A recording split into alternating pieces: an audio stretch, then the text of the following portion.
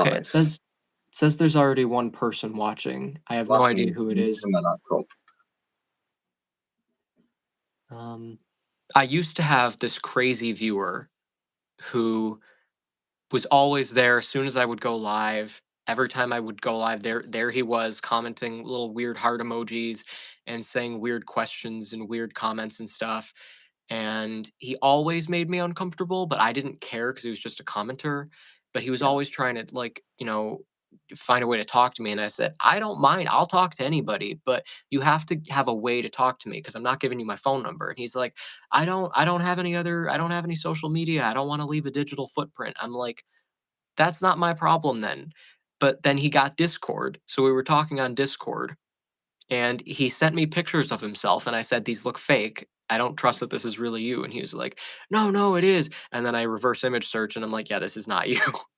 And I was like, dude, you've been commenting on my live streams claiming to be like my biggest supporter for a year. And then you're gonna come up here and talk to me privately and straight up lie to me and still lie. I mean, he wouldn't even admit that he was lying. And then sometimes he did. He was acting completely batshit crazy.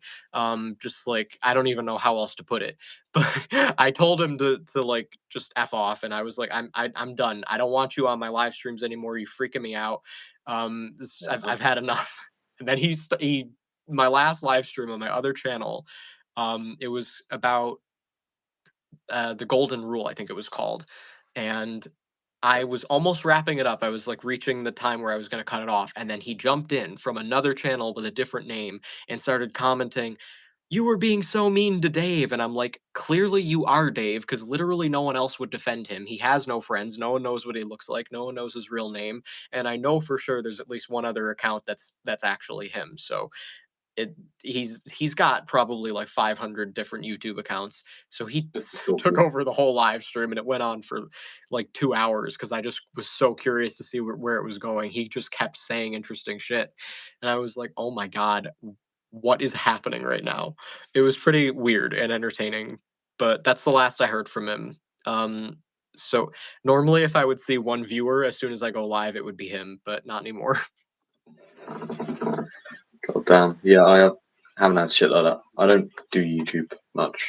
I don't use social media either. I literally have like Discord, Instagram to message one person, and WhatsApp. I tried deleting all of my social media a while ago, like 2 years ago, and I narrowed it down to just Instagram and Twitter, which I never used, but Instagram I had just to talk to, friends that I had. And eventually I started doing social media again. And I tried doing this YouTube series, Fallen World, 2 years ago too. And after episode 14, for some reason, I just lost interest and I stopped and I wasn't very active. And then all of a sudden, I got an idea for a video. And I Yeah. can't explain it, but it felt right. I was like, I know I need to make this video. I We could have see the title in my head. So I did it, and it got 35,000 views. And that kind of gave me the motivation to keep going and doing it more regularly. And then it kind of was ebbing and flowing from that point. I wasn't really getting a steady increase in viewers, but I was being more active.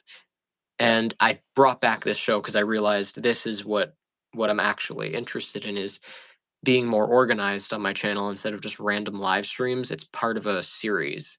So it just feels better. And I could, if I want to someday I can like, download these and put them and like release them as a podcast or something.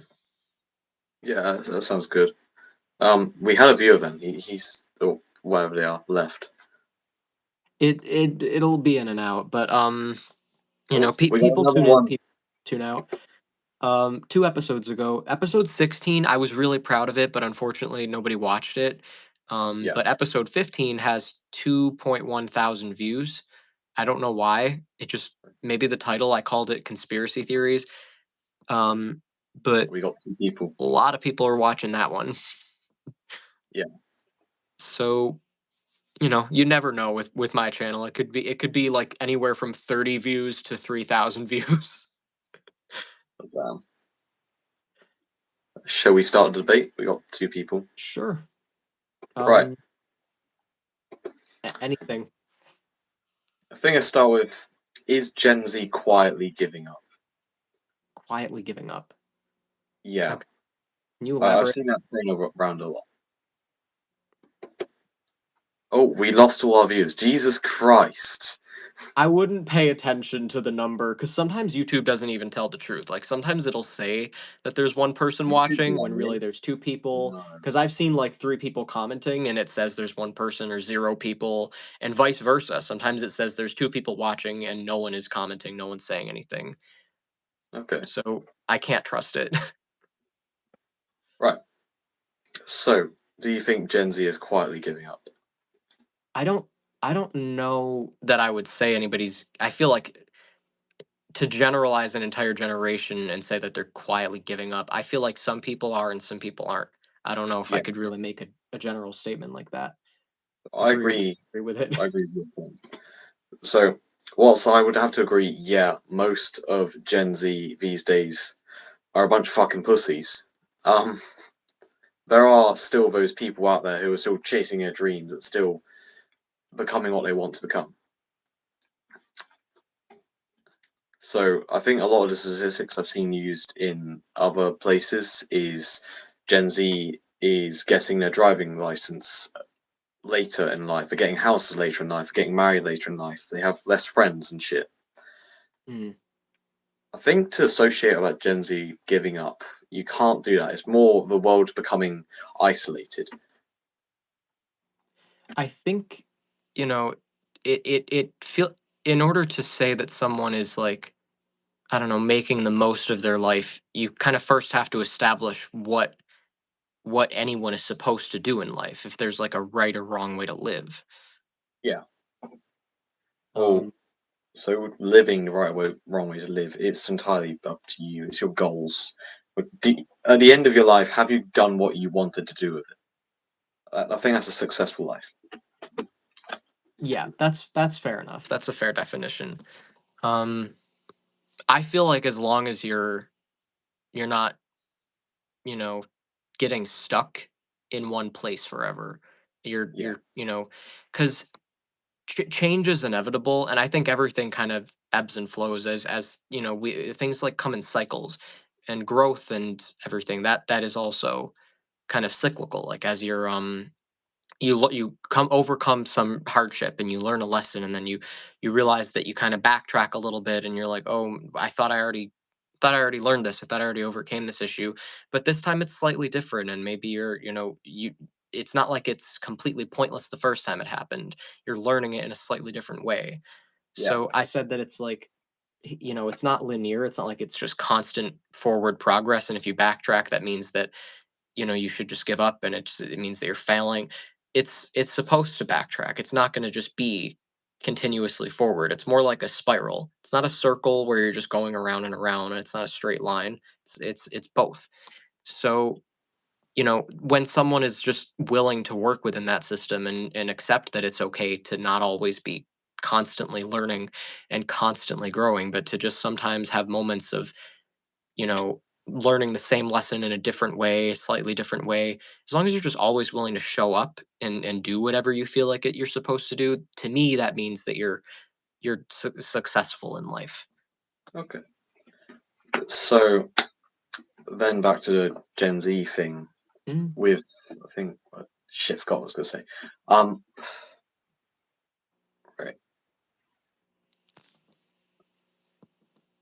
sorry, writer's block there.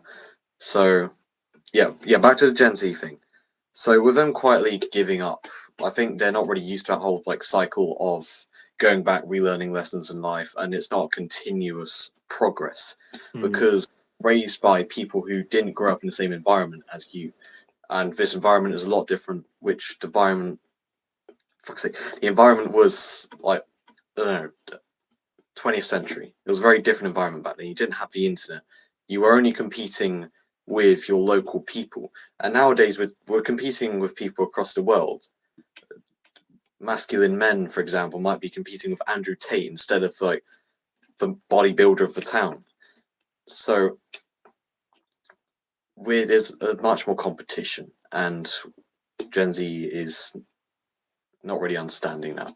They're not living in the same place as their grandparents were in the 70s.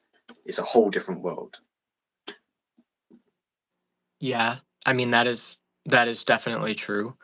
Um, it's it's hard to imagine what the world was like before you were alive. Yeah, Um, and what previous generations had to deal with. I mean, you can learn about it and you can picture it, but you're never going to know exactly what that experience is. So, it's definitely collective that the world is happening in a very different way. The internet access alone, I think the pandemic too, because it kind of forced everyone inside and just like on the internet.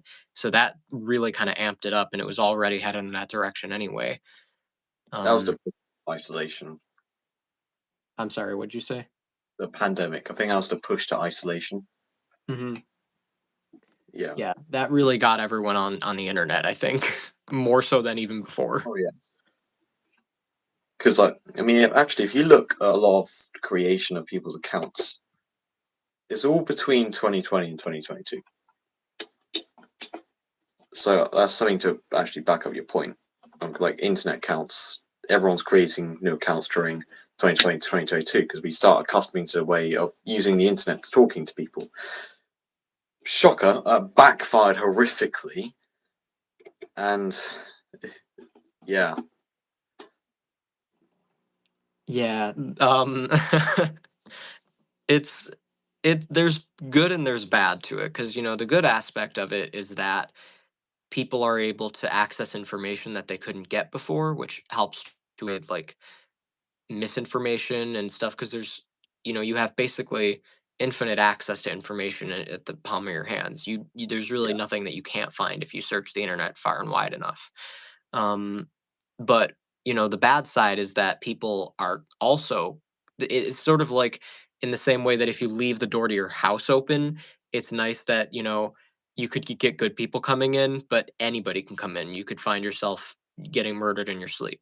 you know it's there's so much negative stuff that people run into on the internet, and people can sometimes use it as a form of escapism to not have to actually be in the real world and engage, but to just sort of hide behind a screen. And a lot of people get stuck in echo chambers, um, yeah.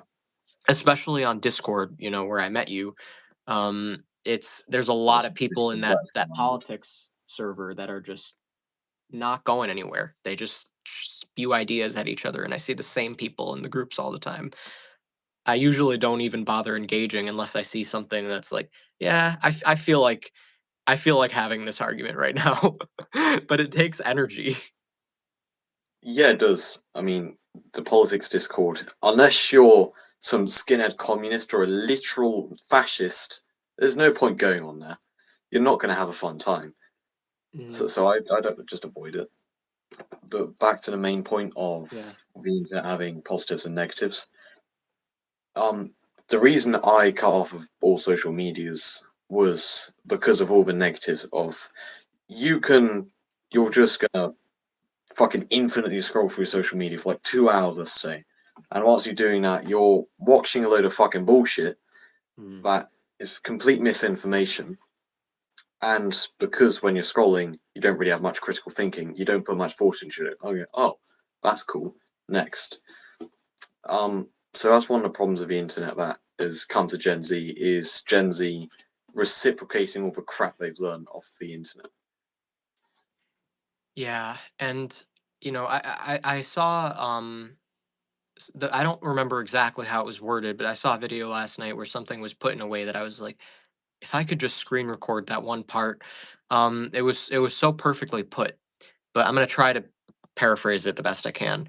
She said something like, you know, there's nothing wrong with getting into like conspiracy theories and like learning about stuff, especially if it's something that you can actually prove, something that's like actually really going on. Yeah, But then there's types of people who get really, I don't know, warped into conspiracy theories to the point where it's not really um it's just sort of making people afraid. It's all based on like fear-based thinking, freaking yeah, people out, and not really helping anything, not putting anything productive into it. and I see the difference. There's people talking about conspiracies that kind of ring true. You're like, yeah, I could see this going on. It feels right and it feels real. I feel like I can relate to it in my life, where if we addressed this and fixed it, I would actually notice a difference in the way that I live my life. But then there's a lot Yeah. of other conspiracies that it's sort of like, what would you even do about this? What even can be done about this? And they don't know. They just want to scare you. And I think that they just are scared or want attention. There could be any number of reasons for it. I don't want to break down why someone gets into that, but I do want to point out that there's a difference in the types of things that people get sucked into. Yeah. With the conspiracy theory thing, I actually met someone on the politics Discord who believed, I'm pretty sure he was a troll, believed in like government telepathy, that they were just mind controlling everyone into doing things. Like, hang on a minute, if government telepathy was real, why would it be a two-party system in America? Why wouldn't it be a dictatorship? Just, it doesn't make sense. Good lord. Yeah, no, people come up with weird stuff. Somebody did a test. I think it was someone who grew up with conspiracy theorists or something. I don't know. I heard about this. I didn't like research it on my own, but Yeah, he wanted to see if the people who are like obsessed with conspiracy theories and everything, and like, I don't know, far right wing type of mentalities would be, see if they would bite. So he just said he made up a fake conspiracy that birds aren't real, and some people were like, "Yeah, I don't think I've ever actually, I don't think I ever have proof that birds are real. It's the government watching us." And he's like, "Wow, you guys, you guys really bit." um, follow it's anything that goes. interesting. So it just kind of reveals a lot about like what's at the core of people who believe in this kind of stuff. Yeah, It's like a willingness to believe that everything is something you energy. should be afraid of. Everything is against them. You can't trust anybody, any authority figure of any kind, any information, any people who claim to know anything. Everyone's lying. Nothing is true. But you're true, and the people who agree with you are true. Why? Why are you the exception? I think you gotta be very paranoid to think that way, like Hmm. severely paranoid. Rooted in paranoia. Yeah, that's concerning. Bloody hell. Um, so that's with Gen Z's, is kind of touching on Gen Z's reasons for political belief is they believe whatever crap they're presented. I mean, when you're sat there scrolling through brain rot for 2 hours a day, your brain kind of just turns off. You just start believing whatever the fuck is presented. So, with Gen Z's motivation problem, or particularly some people in Gen Z, um, Excuse me. well, surprisingly, when everything since you're born is handed to you on a silver platter, and your mother just kind of gives you an iPad and says, "Shut the fuck up, kid," you don't grow up to be very motivated.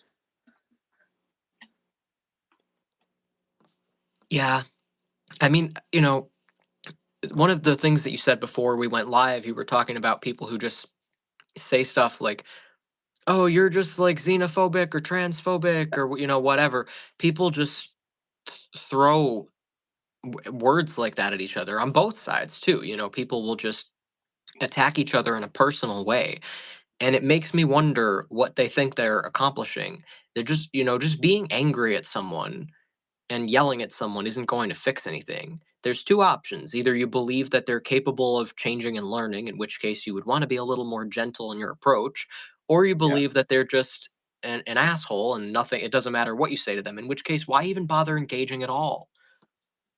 You know? it's it's the love for drama. Hmm. A lot of What it people just is. love it. They Like, love drama and they love feeling superior. That's an issue, yeah, unfortunately, on both sides of the political spectrum. Is like, whether you're left or right, there are elements of people who only engage in discourse because they want to feel like they're smarter than the other person, and they just want to be reminded of how stupid people who disagree with them are. that causes just polarization at that point, which we're seeing massively. Hmm. Yeah, that was. I think I was watching a Netflix documentary on social media, and it shows like the big issue with actually like polarize the social media. social media and how it polarizes people. And it's because, well, when you're scrolling through the brain rot on your phone, Mhm. it it comes to know you, it comes and understand your interests. So it starts showing you things that are a bit more radical in terms of like political views that you will probably still agree with. And that's why you come with like the clear distinction between right activists and leftist activists today, is because they've been fed all this brain rot propaganda, just absolute crap, and they're just like, yeah, I'm gonna fight for that. Why? Oh, just because my phone told me to. Yeah, there's like a lack of heart at the center of the issue Yeah, for a lot of people. I mean, I do. This thing is like I try to only surround myself with people who I actually see their hearts and I admire who they are as people. So I don't see in my social group, I don't see a ton of people who sound like what you're talking about. But I am aware of them. You know, I stumble across them on different like platforms and stuff. But I don't know. I mean, it's definitely there. I just think that it's also important to remember that there are still people who are doing things for the right reasons. yeah. Um, I've lost my train of thought there. Bloody hell. No worries. Polarization. Right, yeah, polarization, social media, all that bollocks. Shit. I've entirely forgot. So let's go back to the motivation of Gen Z. Sure. So yeah, as I said before, when a child you just handed everything on silver platter, you don't become very motivated when you're older. You oh yeah, that's who's this motherfucker? Somebody said "Sing Karma" by JoJo Siwa. Oh my Oh god. nah, nah, nah. Thankfully, I haven't taken the time to sit down and listen to that song in full. Don't. I've seen clips of the music video. I don't know why, but it's like she just randomly decided to become the cringiest person on the internet, and there's like no reason for it. And she somehow seems completely unaware of it. I don't know if it's intentional, if it's like satirical, or what. But It's more of a oh my marketing god, thing. I can't take her seriously. It's it's because she was getting a lot of criticism from, well, her company wasn't really treating child actors very nicely, so she's kind of just done a whole shift to try and gain more popularity. It's obviously not working. She's just turned into a meme now, if she She wasn't really already. has. She's like, no one's ever gone through this drastic of a change. It's like she's trying to be what happened to Miley Cyrus, but just not the same thing. Not a phase one. It just feels so like shoehorned in. She's not an organic transition at all, and it's very very weird looking. I don't know what she's even doing. Yeah, it's fucking marketing does weird things to you, I guess. Well, Yeah. we got off topic again. Yeah, Um, I'm sorry. that's all right. Sometimes comments send me off into unrelated rants. What were you saying? Gen Z's motivation. Yeah. It stampeded. It's not great. Okay. Um, what year were you born? I am Gen Z. I'm 2008. You were born in 2008? Yeah. Oh, okay. I don't know why for some reason I thought you were older than that. Um, I was born in 2001, Okay. so we're both Gen Z. Um, did I ask you how old you were before? No, you didn't. Okay, that's why. I just must have just made an assumption. Um, all right. So, okay. Um, yeah, I don't know if I have any more thoughts on that. I feel like I've kind of said everything. Okay. So one particular thing I noticed with like the motivation side of things is was kids just growing up to getting what they've always wanted. The iPad kids, I like to call them, or what a lot of people like to call them, and they just come to like my age and this age. By the time they get to that, they've been introduced to porn. They don't care about school. they're just going off to little goon caves and fucking yeah. I have seen that in a person, and it is quite terrifying to see. They're not motivated at all. They have no actual care for where they're going in life because they haven't been presented with any struggles in life. Yeah. Well, I mean, that yeah, those people. I mean, I can't argue that like the people that you're talking about definitely have an issue of I think just being spoiled. Yeah. Um, and it's hard to I think there's a lot of bitterness from older generations where they just I think you have to understand like everyone every generation is the result of the way that they were raised and the conditions they grew up in. Yeah. That's the only reason that they're different from previous generations is their surroundings. So people get so mad and they blame Gen Z instead of the generation that raised them, which I find really odd. Yeah. That's happened with every generation, but Hmm. you can see in our generation in particular, things aren't going well. People aren't motivated. Uh, It's yeah, it's sad. Have you heard of the guy on my shirt, George Carlin? No, I haven't. He's a great comedian. He died in 2008. Year Hell. you were born, I guess. But he he was so intelligent, and I discovered him a few years, well, not a few years, I don't know, it's probably like 2016, 2017. But I discovered him and became obsessed with his comedy routines, his HBO specials that he had. I think like 14 or 15 of them. Um, because it was funny, but it was also kind of educational, and it also made me feel like I found someone who understands the way I think. I could relate to his sense of humor. I could relate to the things he said. Um, I'm not going to start reciting anything of his, but I recommend like looking him up after the live stream.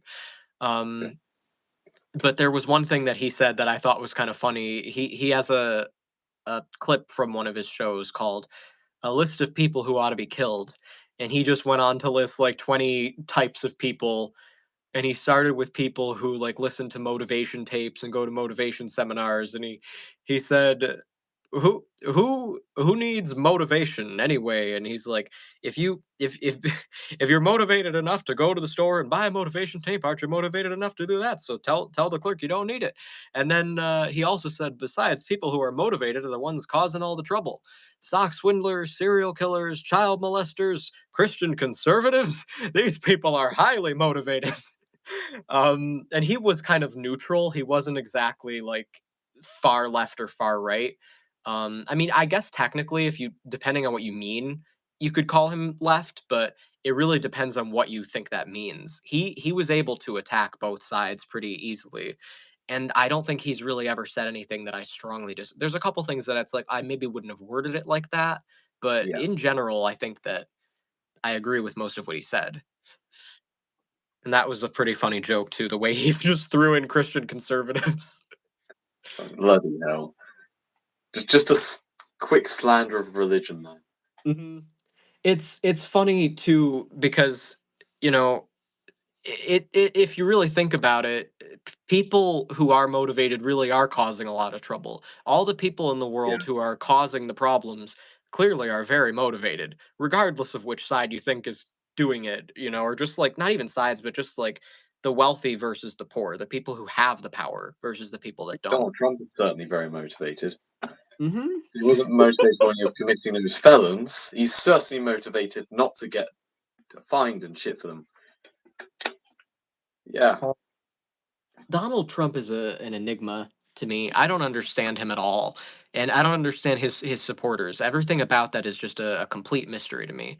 It's Well, he's very very charismatic. random and weird. It's like he he came out of nowhere. I mean, I had heard of him before, but he just out of nowhere in 2016, he just became a politician and started Yeah. running for president, and then he somehow won. And then people started getting really weird and obsessive about him like a cult. I've never heard so many people talk about one person like he's Jesus. It's very weird. Like Trump is Jesus incarnate. No, he's not. He's I very mean his charismatic. followers treat him like he is the next Jesus. It's so bizarre. I don't know much about US politics, but I know politics is a vibe game, and I can also say I don't know a ton about UK politics, so it's uh, fair. it's a mess over here. It's either you got socialist, right wing, but they're not going to get into power because they're a minority. It's impossible to put anything back after yourself.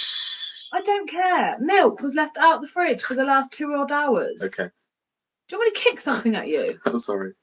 Why are you taking the piss? Because I'm on a fucking live stream. I don't give a shit. Milk back next time. Have you eaten yet? Yeah. Did you have McDonald's? No, Okay. Jesus Christ. What was that? That was my mother telling me off for leaving milk out of the fridge. Well, that kind of, if I'm being honest, it reminded me. Have you ever seen that viral video of the girls, where they're trying to sing, and then the mom just comes in the background and goes, Yeah. "Why does somebody not know how to flush the toilet after they've had a shit?" Well, it was fucking one of yous. Disgusting. That was amazing. That was a great video. Oh my god. Anyway, back to the topic. I think let's move on to the transgender debate. This is going to be Sure. interesting. Um. So my view, Yeah. Go ahead. is quite a controversial one. I'm going to give a trigger warning to anyone. Well, we've only got one person viewing, so it doesn't really fucking matter. I feel like I feel like both sides of this argument are pretty popular. I hear a lot from both sides. I mean, if anything, I overwhelmingly hear a lot from your side. Okay. Well, it's the opposite here in the UK. There Okay. is no one going against it, and it's worrying almost. I'm against transgenderism, obviously.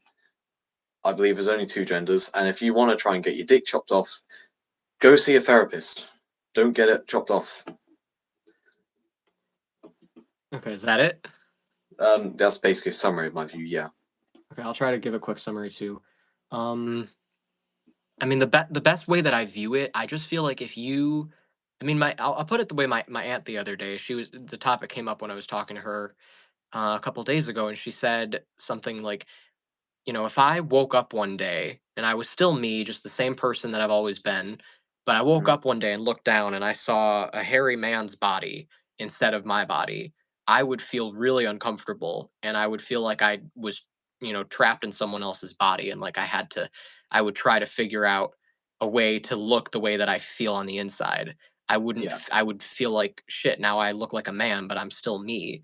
And I said that probably is how trans people feel. I would imagine, because a lot of people I know who've transitioned, they really aren't that different from the gender that they transitioned to. They're just kind of like, if you didn't know, you wouldn't know. If you weren't like Yeah. looking for, I don't know, signs of, like, oh, that woman is really, or that man is really kind of short and skinny, or that woman has like a deep voice, or she's tall, or something like that. If you weren't looking for those things, you really wouldn't know. So in that sense, I almost feel like it's not my business to worry about what someone else has going on in their personal life, how someone wants to present in public. It's not my business unless they're doing something like inappropriate. If they're walking around naked, then that becomes my business because I don't want to Like see that. the drag queen shows protected by Antifa, which was supposed to be kid friendly. They weren't. They were not. They were very perverted. I mean, that is an issue. I'm not gonna defend anything that's like objectively creepy or perverted or just inappropriate. I mean, you can't, because not everything that's inappropriate is coming from a place of perversion. Some things are just like you can have an adult having a really inappropriate conversation with a kid, but he's not a pedophile. He's not attracted to the kid. He just doesn't understand boundaries and doesn't know that that's probably not an appropriate topic to be discussing. But there's nothing creepy on Just his part ignore that. intentionally. So it's important to distinguish between an inappropriate situation versus someone who's has like creepy intentions to groom or coerce like some type of interaction.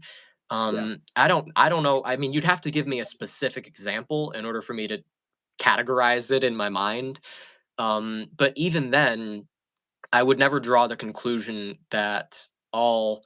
I mean, I Rather feel like when question. people try to attack drag queens or trans people, they use that as an excuse. They say that there's an element of it that's grooming or like it's pedophilia or that it enables these things. But I feel like it's not fair to all the people who aren't doing that to make it about trans people. The issue should be protecting children and pedophilia.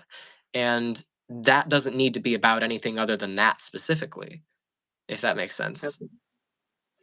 Yeah, that makes sense. So, or my personal view, something at the core of a lot of my beliefs is protecting British children and British citizens. Are we doing that with our policies?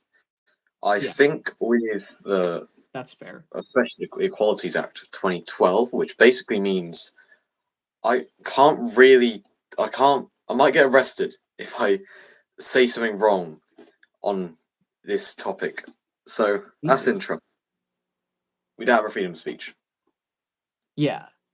I mean, definitely, everybody should have freedom of speech. I find it ironic in the U.S. how people are constantly trying to act like they have the right to free speech while also trying to control the other side's speech. Like on both situations, people are constantly acting like they don't have free speech while claiming that they have free speech for pretty much Yeah. every side in the U.S. It's very odd.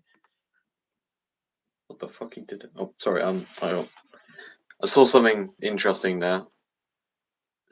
Fucking hell. Sorry. It turns out Stephen Crowder's done an interview with Nigel Farage, if you know who he is. I don't think so. No, the name's not ringing a bell. Okay. You should look him up. He's interesting. You'll hear a lot of negative things about him. Okay. What does he say? What's an example?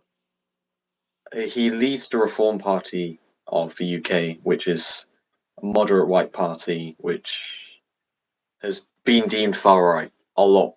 It's not. He's just, I don't know. He's an interesting person. He's very charismatic. He's responsible for Brexit, where Britain left the EU.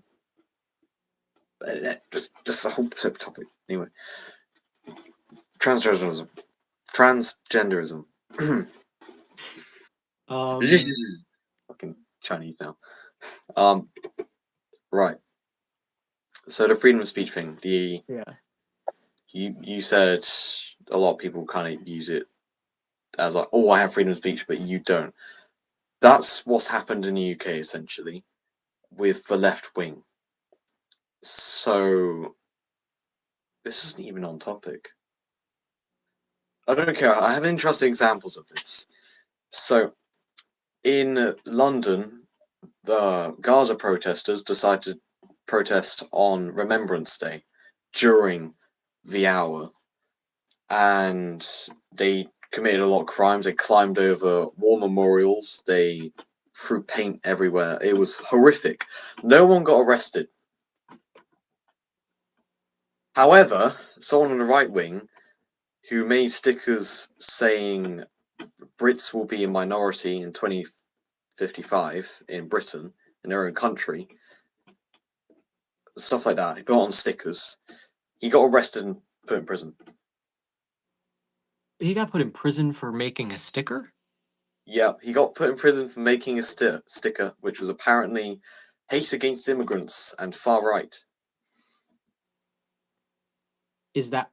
I mean, it's not right that he got arrested over that either way, but is that what the intention was? Because I don't know what that means in and of itself. Brits will be a minority. That doesn't mean anything to me. Is we have mass migration. It's a big issue here. Oh, I see. Okay, Yeah. well, I can see why they interpreted it that way. It probably was his intention. Oh, and that's statistic. And what? It's a statistic. Oh, statistic? Yeah, if we keep going the way we are with migration, then by 2055, Brits become a minority. Yeah, I mean, I don't know. I can't speak on that issue because I don't know what's going on. I mean, to be fair, I can barely even have an opinion on migration and immigration in the U.S. because I feel like I'm not affected by it in either direction. And Okay. I just I all I know is that um people shouldn't approach the issue with such a bitterness. I Yeah. think that you should approach it with more practicality, less emotion. Every time I hear people speak about the issue, it's always emotionally defending immigrants or emotionally attacking immigrants. And it's never just like, this makes sense and this doesn't make sense. I kind of go for the logically. Immigrants are apparently helping our healthcare. Statistics show they're not. They're underrepresented in NHS jobs and are overrepresented as patients. They're not helping their healthcare then.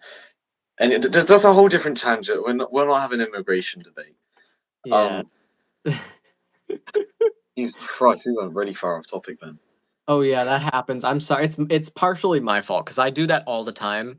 You know, I've left it open ended for the guest live streams, but for the solo live streams that are part of this, you know, Fallen World series, I try Yeah. to keep them 20 to 30 minutes to force myself to stay on topic and just focus on what I want to say. But Okay. for these, they can go however long they go. Right. Yeah. Back to transgenderism. Jesus Christ. Mhm. So gender dysphoria. I think trying to tell a young generation of people who are transgender, um, you should transition is going to be good for you, is the equivalent of going up to a depressed person saying you should kill yourself. It will end your depression. It's a permanent solution to a temporary problem. Okay. I mean, I partially agree with that. I wouldn't draw that comparison between those two examples. I feel like transitioning and killing yourself are not the same thing, Yeah.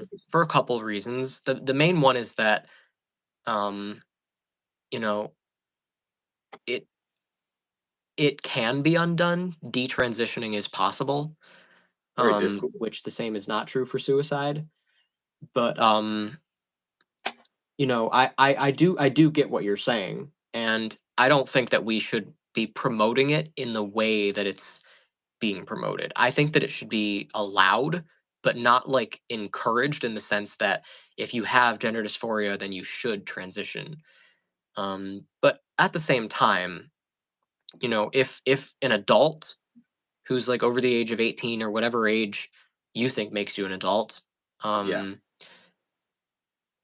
then if you're talking to your doctor and making an informed decision about what you're doing and you understand the risks and the consequences, you should be allowed to do whatever you want.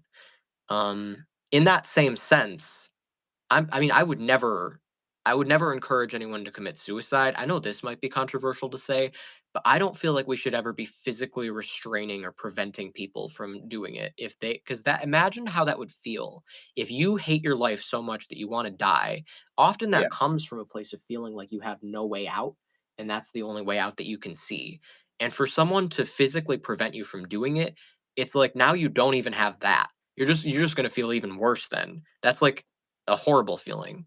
There's got to be a way to help people feel like they're welcome in the world and like there's a reason to continue living without forcing it because that won't actually help them. It'll just sort of trap them here when they don't want to be here. Okay. That's a fair point. Um, Back to the transgender thing. Yeah. So yeah, the comparison I made to that obviously is not going to be a one-to-one comparison, but personally I believe it's very similar because once you transitioned, it's incredibly hard to transition. You're going to be living with things for the rest of your life, such as heart problems to infertility. If you wanted to have kids, well, fuck you. You can't because the media decided to tell you that you should cut your dick off. Right.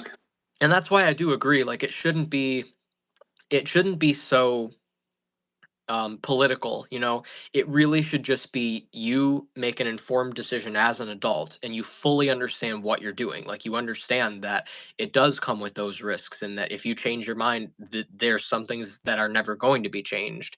There are some aspects of it that are irreversible. And as long as you fully understand that, it's your body, you should be allowed to do it. But I think a lot of people just socially transition. Like I know I have friends who have no interest in getting surgeries or anything, um, and they're just they're more just being feminine instead of like fully being female, and they Like don't them. make that big of a deal out of it either. They're not telling people how to refer to them or anything. They just kind of are the way that they are, and I feel like that's also kind of a popular thing that I see people do, at least in the U.S. Not everybody's getting surgeries. Okay, so that's the kind of like transgenderism that I kind of support because like as long as you're not, you have a penis, you're never going to be a woman, and but you want to act more feminine, you want to dress more feminine. That's fine. I'm not stopping you, but when you start having issues with the fact that I'm a woman trapped inside a man's body, or I want to transition, that's gender dysphoria, and that's very, very concerning. Which is also why I don't believe what the current education system is teaching the kids of the UK, which is gender is a spectrum. They tried teaching it to 5-year-olds. They No, got oh booted. Jesus! Yeah, Why would you teach that to a 5-year-old? Oh God. Okay. Can I share my thoughts on that real quick? yeah. Go ahead. I feel like there should be a clear distinction between gender and sex because people say that there is, but then they don't act like it. Gender should be considered the way that you present yourself, the way that it's sort of like um socially like how you view it. And Okay. sex is unchangeable, it's biological, but a lot of people who even say that, they don't behave as if they believe that, because they'll act like, oh well, I'm just, I'm not changing my sex. I understand that, my anatomy is male, but I'm going to present as a female. Then that's sort of, just changing the way you present as your gender, but that's not changing your sex. But they use the words interchangeably a lot of the time. And when you're teaching that to a 5-year-old, they're not going to have the slightest understanding of what you're talking about. When you're 5, you're not thinking about that. It doesn't matter to you. You I pick I up remember, a gun. I remember when I was in kindergarten or first grade, and I didn't care. These are just terms. It doesn't really mean anything. Someone wants to know what is the topic. We are talking about a couple different topics right now. We're talking about transgender politics, basically. Yeah, my But view is the classical right wing view of no. Is I don't really you don't yeah, you said it's not really your business to really care about it. So um shit. So what do you say again? Yeah, you shouldn't be teaching it to 5-year-olds. yeah, They're still teaching it to 15-year-olds, which I shouldn't think you should do. And in Scotland, they tried lowering the age of which you can transition to 16. isn't 16 when you're a legal adult in Scotland anyway? 16 is when you get some liberties and some rights of an adult, like the minimum wage, for example, but you're still not a legal adult. Okay. I remember reading that a few years ago. I don't remember what I read though. Okay. Well, you're still you can have sex legally because 16 is the age of consent in the UK, and you can't vote though, and you can't drink in public unless you're a parent and you're having a meal. So yeah, I mean, I'm not in schools. I'm not seeing this myself. I don't know what exactly is being taught. I know that there Same is thing's happening. some. Sorry. I think the same thing's happening in the US, where they're Yeah, teaching gender as a and that's spectrum. all I'm familiar with. I don't know what's going on in other countries, but I mean, I know vaguely, but because I know that Western culture in general is pretty similar, like across the board. But why kids should know about this stuff? Okay, well, I don't know if that's a question or a statement. Are you asking if that's what we're talking about, or are you asking why should kids know about this stuff? Just because the way you worded it, I don't know if English is your first language or something, but that's worded in kind of a weird way, depending on what you're asking. But that is what we're talking about, if that's what you were asking. And Yeah, I feel like what I've seen in the U.S. I don't really know exactly what like is being taught in schools. I don't know what it looks like. I'm open to the idea of educating children on the concept of being LGBT. I don't know at what age I would do that. And I think there are different aspects of it that can be learned at a younger age. Like at any age, I think you can learn that, you know, like men can be attracted to men, women can be attracted to women. I don't think there's really an age limit to that because we see men being attracted to women and women being attracted to men from the moment we're born. So, it really like if you want to suggest that that's inappropriate, um then, that sort of comes from the belief that it's inherently like unnatural or that it's inherently sexual or something like that, which is a whole separate topic. Um But I believe that it's comparable to a heterosexual relationship. If a kid can understand that a man and a woman can be together, then why can't they understand that a man and a man or a woman and a woman? Kids don't also understand sex. They don't understand how babies are made. So they wouldn't be thinking of sex in any way. It's just they understand this person loves this person. They're not thinking, "Oh, well they need this to happen in order for a baby to be made." That's not going through a kid's head, because no one explains sex to kids either. But you know, eventually up they're to gonna have to learn it. Um, the age of 10.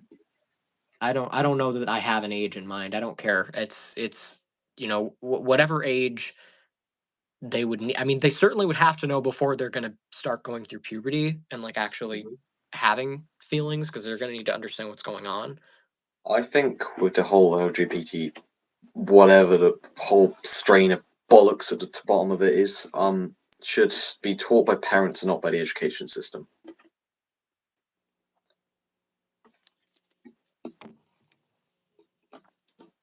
Oh, that's Russian. I Well, don't read Russian. yep, that is. I don't know what that says. Um, But, I think that if you leave it up to parents, there might be parents who are raising their kids completely unaware of it. Like I can attest, my own experience. I didn't have the slightest understanding of what it was, for a long time. I didn't know anything about, like the LGBT community to any extent.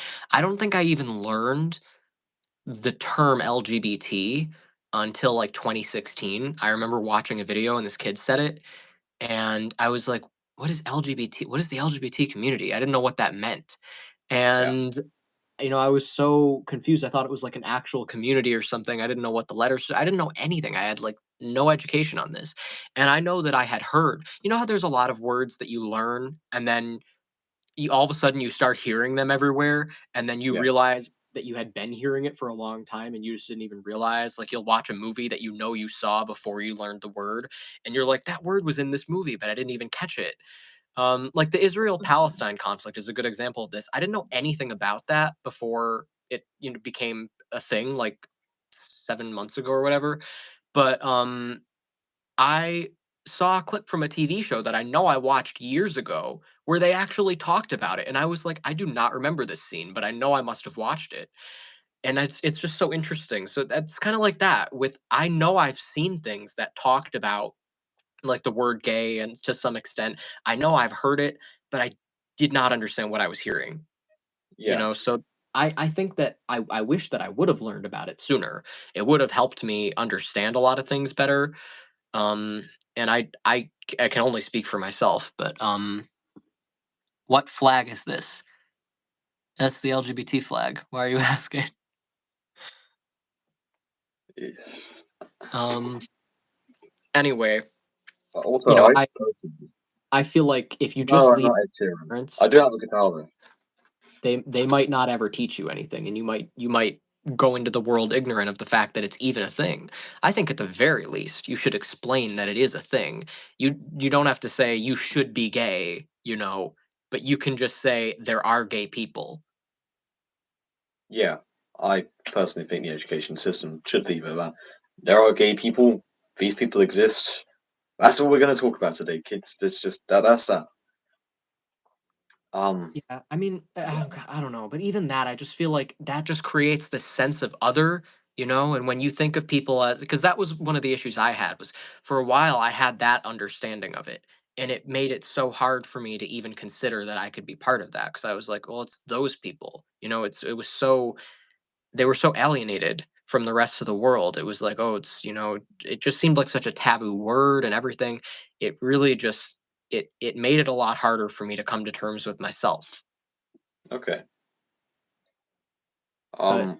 this is coming from someone who wasn't even raised in like a homophobic or religious upbringing. So I had a kind of neutral upbringing. Nobody was really trying to push ideologies onto me, but like of any kind. Although I did grow up with a very passionate Democrat in my house. So, but she really only talked about politicians and stuff. She never talked about political issues in the sense of like social issues. It was always just this politician's such an asshole and this one isn't, and you know, she's still that way. She's very, very passionate. Politics is a vibe. That's the saying. I don't understand anything you're saying, however you pronounce that name. I don't think either of us speak Russian. Yeah, no. So, yeah, so the education of children on the whole topic. There definitely is a massive reform on the way. It's being, what is it? It being educated in the UK and probably the US system as well. However, in like the US, no, in the UK even, it's not going to get improved. Why? Because we're getting a socialist government in power this year. So, woohoo! Dirty Stalinist lizard is going to be ruling my country for the next 4 years. Yippee. Hi, brothers. How are you? I'm glad I'm we're right. actually getting comments now. Yeah, there's actually people watching. Took a while, but Yeah, you know, good either way. so I think that's all it really is for that topic. Yeah. Um. I just I like I said too, like I don't know exactly what is being taught in school, so I can't really make the statement that I agree or disagree with it. If I sat in a classroom and I overheard exactly what's being said and how it's being said, Yeah, then I might have an opinion. I'd be like, this is not the way I would do it, or, you know, or actually, yeah, this is fine, but I don't know. All I hear about is what people say. And a lot of the time that I hear about it, it's from people who I disagree with on a lot of other things that they have to say. And I always feel like it's coming from a place of disgust toward the LGBT community in general. They aren't saying protect the children because they don't agree with the way that the information is being taught. They're saying protect the children because they think that gay people are creepy and that it's inappropriate for them to even have the slightest opening to that world. So it's hard for me to even know what is true because, you know, the people giving the information have ulterior motives most of the time anyway in the US. yeah. I think it's the conflation of the minority, of the loud minority to be the majority. So you kind of have the loud minority of the LGBT, whatever bullshit's the end community, um, of where there what reject Pride Month become men's mental health month. So where was it? What was I saying? I've lost my train of thought now. Yeah, someone said Pride Month with demon in there. Bloody hell! Okay, that is I've interesting. I've seen that. I've seen that on like social media. I've seen people post it. Seen it as a joke. Seen it Um, from both sides. Seen people twist it into other things. no, I'm not bored. I just have very stoic facial expression, shall I say? I don't show a lot of emotion in my face. I don't know what So I do. I have like, you know, I have a lot going on in my head at a time. You know, the best way that I could explain it is like a hamster wheel, just like I called my brain scrambled eggs the other day in a live stream because I didn't know. I just completely lost my train of thought. So, it sometimes can appear like I'm not thinking at all, but it's actually that I'm thinking too much. Yeah, fair enough. And Shit, about too many different things at the same time. yeah. No, I've entirely forgot where we were for a moment.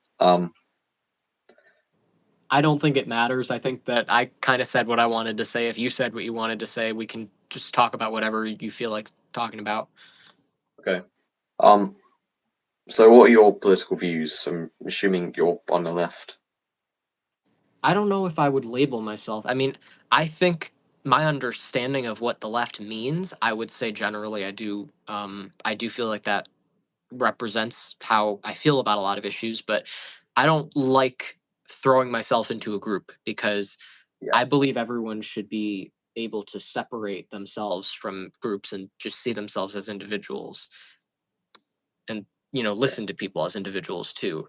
I think people try too hard to agree with a certain mindset rather than just thinking for themselves. Okay. Yeah, I go with that a lot. Most of the time I don't like labeling myself, but if I had to, it would probably be like leaning right. Or I'd use the oxymoron progressive conservative. Whilst I Yeah. personally see myself as a conservative, I am not as far to the right as a lot of actual proper conservatives who are just deemed far right these days. It's fucking ridiculous. Progressive conservative is kind of a funny term. That is definitely ironic. Yeah, But I think it is interesting because like we have to have labels for one another. Like, there's times where someone will ask you, they're trying to get to know you, you're going to have to tell them something. And sometimes you're not going to be able to give like a long explanation of specifically you. Sometimes you just have to say, you know what? If I say this, it'll give the person a pretty generalized, accurate idea of how I feel. If I just say leftist, depending on who I'm talking to, if I'm talking to someone else who generally agrees with me on a lot of things, I can call myself leftist because I'm not worried about thinking like, oh, are they going to think that that means more than what it actually means? Because I know that we already think similarly. Like, yeah, and it just doesn't matter. But there's a lot of things like that where, if you are talking to someone who disagrees with you or something, or if you don't know where they stand, it's easier to just be you, to not put yourself in a category and say, I'm part of this group, I'm part of this group, I'm this group. Doesn't mean you aren't. Doesn't mean those things aren't true about you. It just means you only really feel comfortable saying them around those other people. yeah. We got a comment. Do you believe in God? Yes. I kind of do. I mean, I don't have a specific like version of God that you would find in a religion, but I believe in the idea of God. And I'm open to learning more. Like I don't it's not something that I can confidently say like yes, for sure God is real because it also depends on what you mean by God. Like we could be defining God in two different ways, but you know, just this is what I'm talking about. Like for the purpose of answering that question, I'm afraid to say yes, just because again, when you say that, people start assuming things about you that may not be true about me. Yeah. Okay. That kind of is like perfect timing. It's exactly what I was talking about. Labeling. Yeah. Um. Yeah. Labels. I agree with the way you put it. Whilst yeah, they can lead to just generalization of your personal train of thought. It can be useful when you're in like talking with much larger debates or talking like with a community. Yeah. Sometimes it's necessary for people to just get, it saves time. It's like, oh, okay, well that helps. Yeah. Gives me an idea of where you stand on shit. I Okay. wouldn't, it's funny too with like the God thing because I wouldn't call myself an atheist if you actually were to get to know me. But there have been incidents where I found myself, excuse me, I found myself agreeing so much with what I hear from atheists that if I were talking to someone who believed in God, I would take the stance of an atheist. But if I was talking to other atheists, I would more take the stance of someone who believes in God, which is kind of ironic. But it really just it depends who you're talking to because they don't need to know your whole story. They don't need to know that you believe in some version of a god. All that really matters is that you don't believe in what they're saying. Okay. So, which god would you follow? You mean like if I had to pick one of the ones from like the mainstream religions, or what are you asking? Religion. Somebody said, Almighty God, the creator of everything, is very glad you're acknowledging him. I'm sure he is. You know, I'm kind of glad you made that comment because it really, you know, it makes it sound so innocent. You know, I feel like so many people think of God as this great being that needs to be feared and worshipped, and God just doesn't He is need to no be thought board of. yet. You know, it can be sweet. You can have a sweet relationship with God and be like, oh, that's so cute that he's happy that I'm talking about him. And I don't know, just like it doesn't have to be so like fear based. Say the Huh? sentence in the present perfect continuous form. What? I have no idea what you're. Grammar police looking at. I don't even know what I said. I don't know what that person's referring I don't know to. what I did. I myself am kind of a grammar nerd, so Yeah. really I don't think I said anything grammatically incorrect, but I might have. I wouldn't put it past me. I wasn't putting that much thought into what I was saying as I was like how I was saying it. Just focused on what I was saying. Yeah. Anyway, back on track. Yeah. Which so you don't subscribe to any particular god?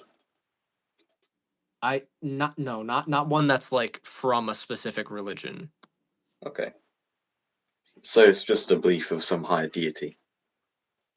Just the belief that there's an energy out there that is like the highest and most pure, just like, you know, if you cut away everything that makes something impure or just, you know, not at its core. It's just sort of like this creator energy that sort of is just behind everything in existence, kind of like the same Yeah. feeling that you get when your mother is showing you like an act of love, like she's protecting you or just, you know, holding you or something like that. It's kind of like that, you know, that creator sense of like you're a child of this energy.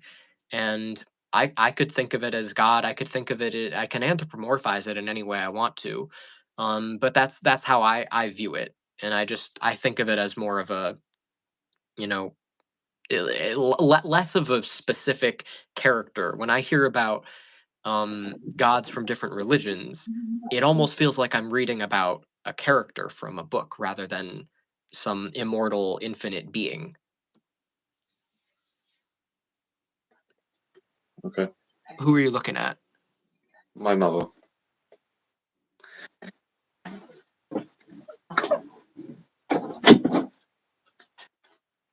Huh? I wasn't sure if I should wait if you had to. Tend to No, something else. It's good. God is Discuss it not. God is boring not to believe in something otherworldly. It is Okay. necessary for the right moral values to be preserved in society. Well, I don't know that I agree with that statement. I don't think that, um, you know, even if you believe in God, I think morality could still be considered innate, you know, because if God is really the source of morality and God is also the source of everything that exists, wouldn't you just feel it? Wouldn't you just know the difference between right and wrong without having to specifically ask and get a specific answer? You do Wouldn't in it a just way. kind of feel innate? When well, you don't just when you look at someone, you don't just go, I want to stab them. I'm going to do it. You already have the morals almost in your head without someone having to tell you you shouldn't stab a guy. Yeah. And I feel like, you know, it's unfair to suggest that someone who is raised in a place where there is no Christianity, for example, if you're raised and everyone's teaching you to be Islam or whatever, or vice versa, it's unfair to suggest that that person is going to be doomed to hell when they had no access to what is supposedly the real truth. It's like, oh well, you know, you chose to believe in this wrong version of God. And it's like, well, that's all I was taught. And I was told that I had to believe in it or I would go to hell. So how could you have expected me to find the truth? No one showed it to me. It Yeah, should that's just be innate. It should just be something you know from the moment you're here. yeah. I think that's probably about it.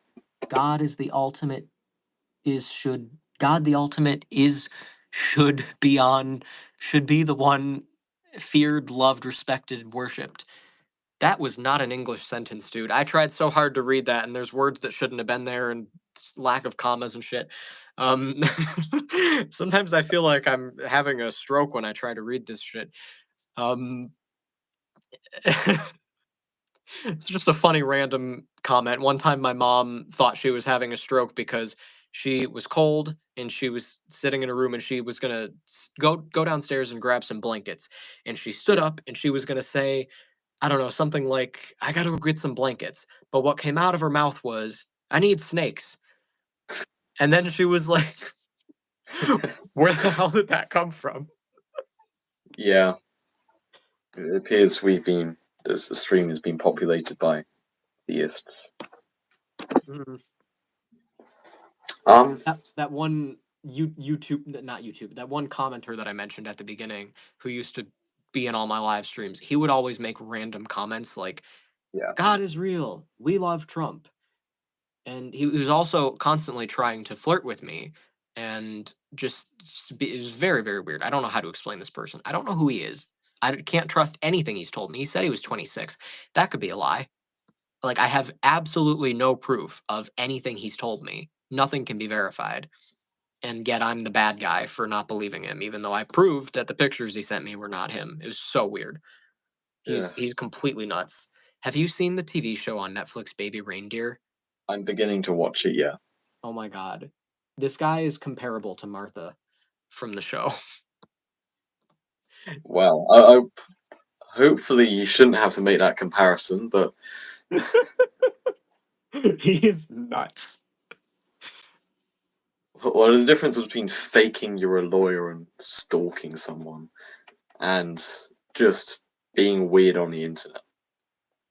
Well, I mean, he was really he does this to a lot of people too.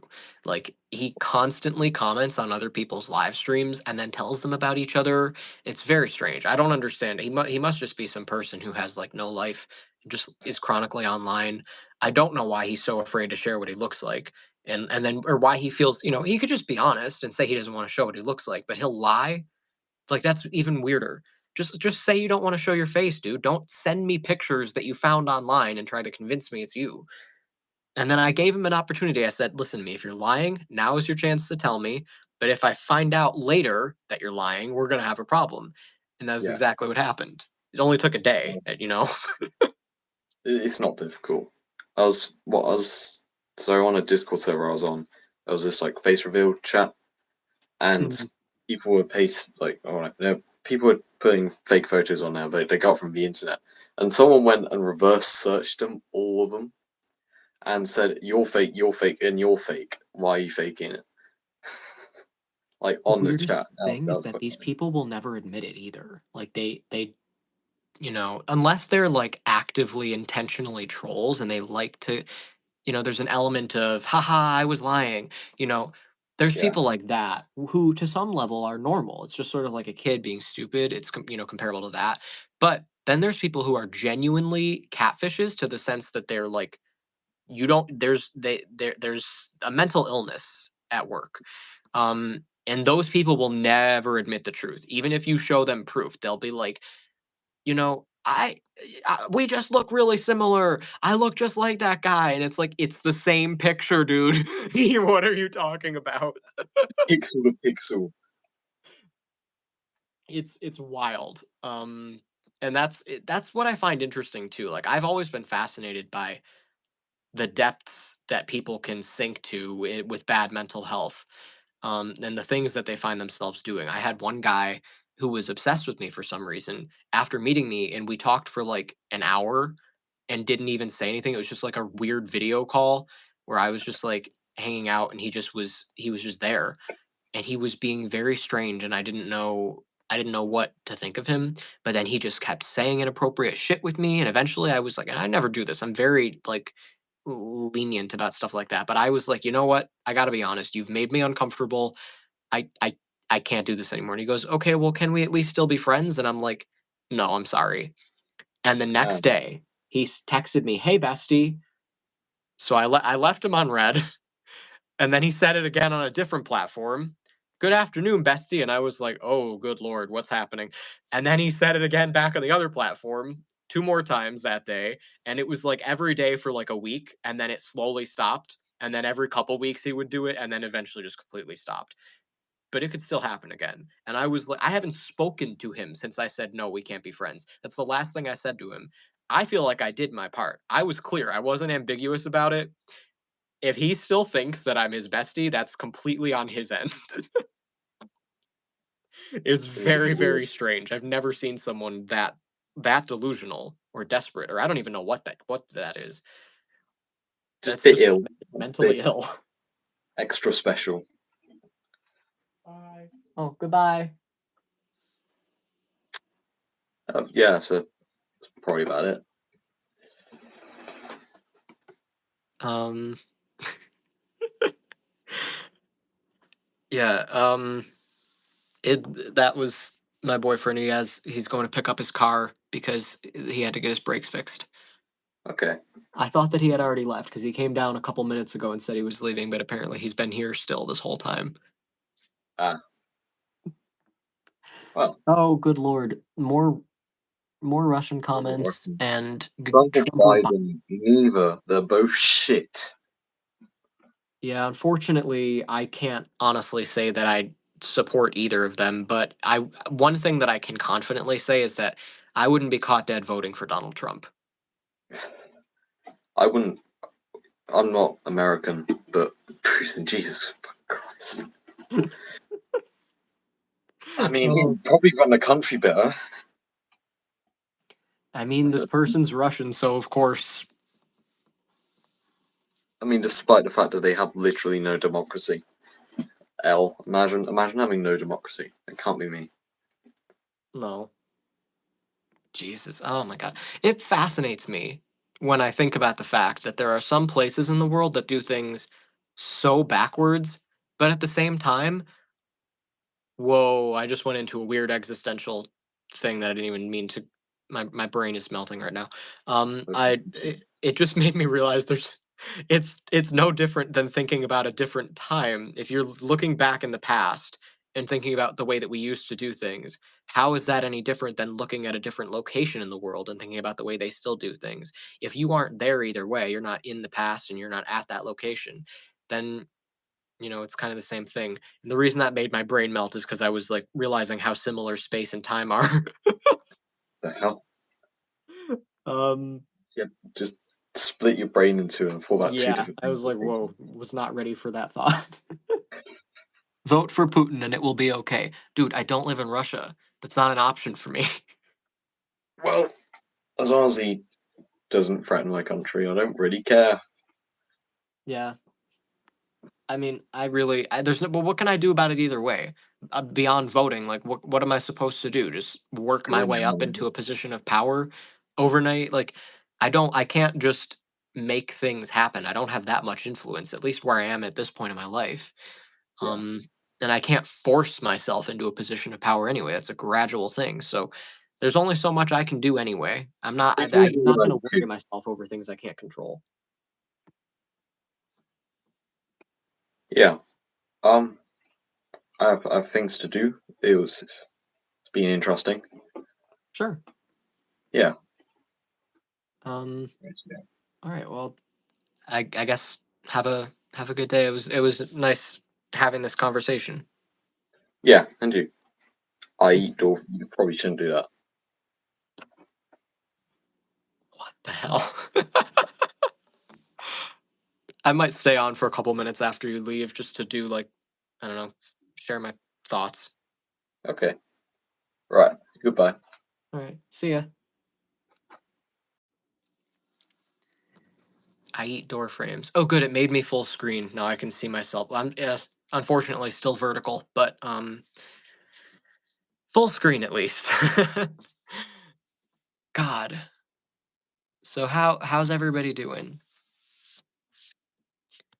One thing that we had talked about doing that he changed his mind. I still would have been open to doing it, but we were gonna share our experiences spiritually, which I would like to do that with someone. Personally, I don't care who it is, as long as it's someone who I can actually trust to not just be belligerent. Because there are a lot of people, as most of us are aware, who do not know how to have a discussion. Um, and I'm sure you've been on the receiving end of these types of people, where they just are so angry and so belligerent. You can tell the only thing that they're getting out of it is feeling morally and intellectually superior to you. They like to believe that they are a better person than you are. I don't want to bring someone like that on this channel, or at least feature them in this series. If I were to bring someone like that onto my live streams, I'd either do it separate from this series or put on my other series on my other channel, which link is in the description if you want to subscribe to that channel and check out the other series. It's called Just Between Us, which is a little bit more casual than this, which is meant to be more educational.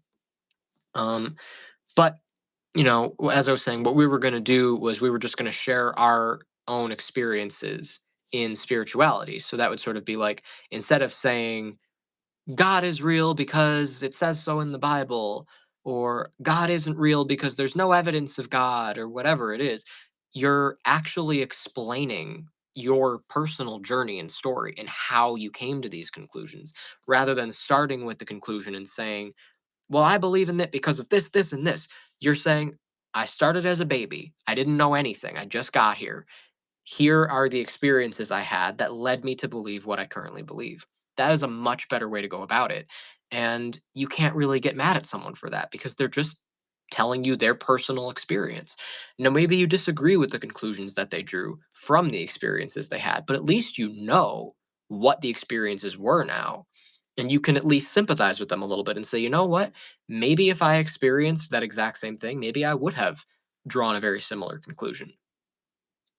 One thing that I also find kind of interesting is a lot of atheists believe that everything is predetermined. They believe in determinism because, the concept of free will is kind of a spiritual thing. It does sort of require you to believe in some type of alternate reality or dimension. Because if you believe that the physical world is all that exists, it's very evident that everything is caused by other things. Every thought you have, every decision you make, everything that moves, it's sort of like, you know, um, something, like my hand moves because my brain sends signals. And it's like, why did I make that decision? Because in that instance, with the circumstances exactly as they were, I had no choice. That was the only decision that my brain was going to lead me to make.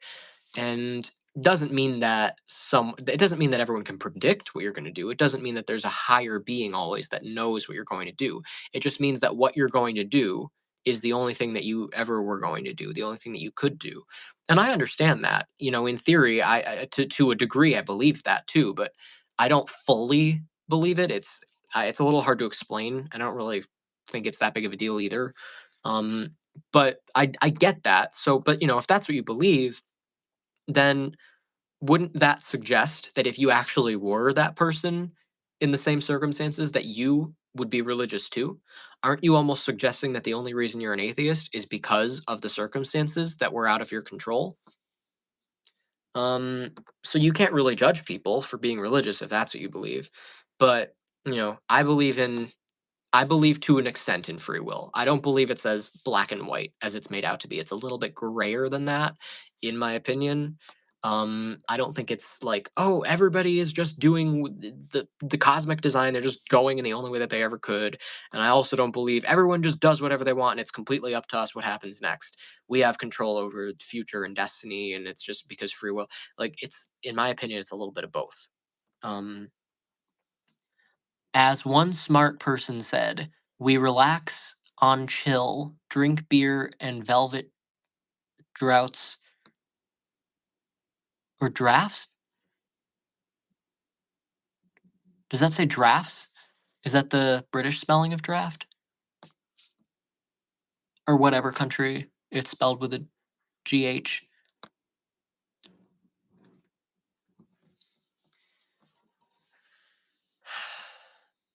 Anyway, excuse me. I burp a lot. I don't know why. Um,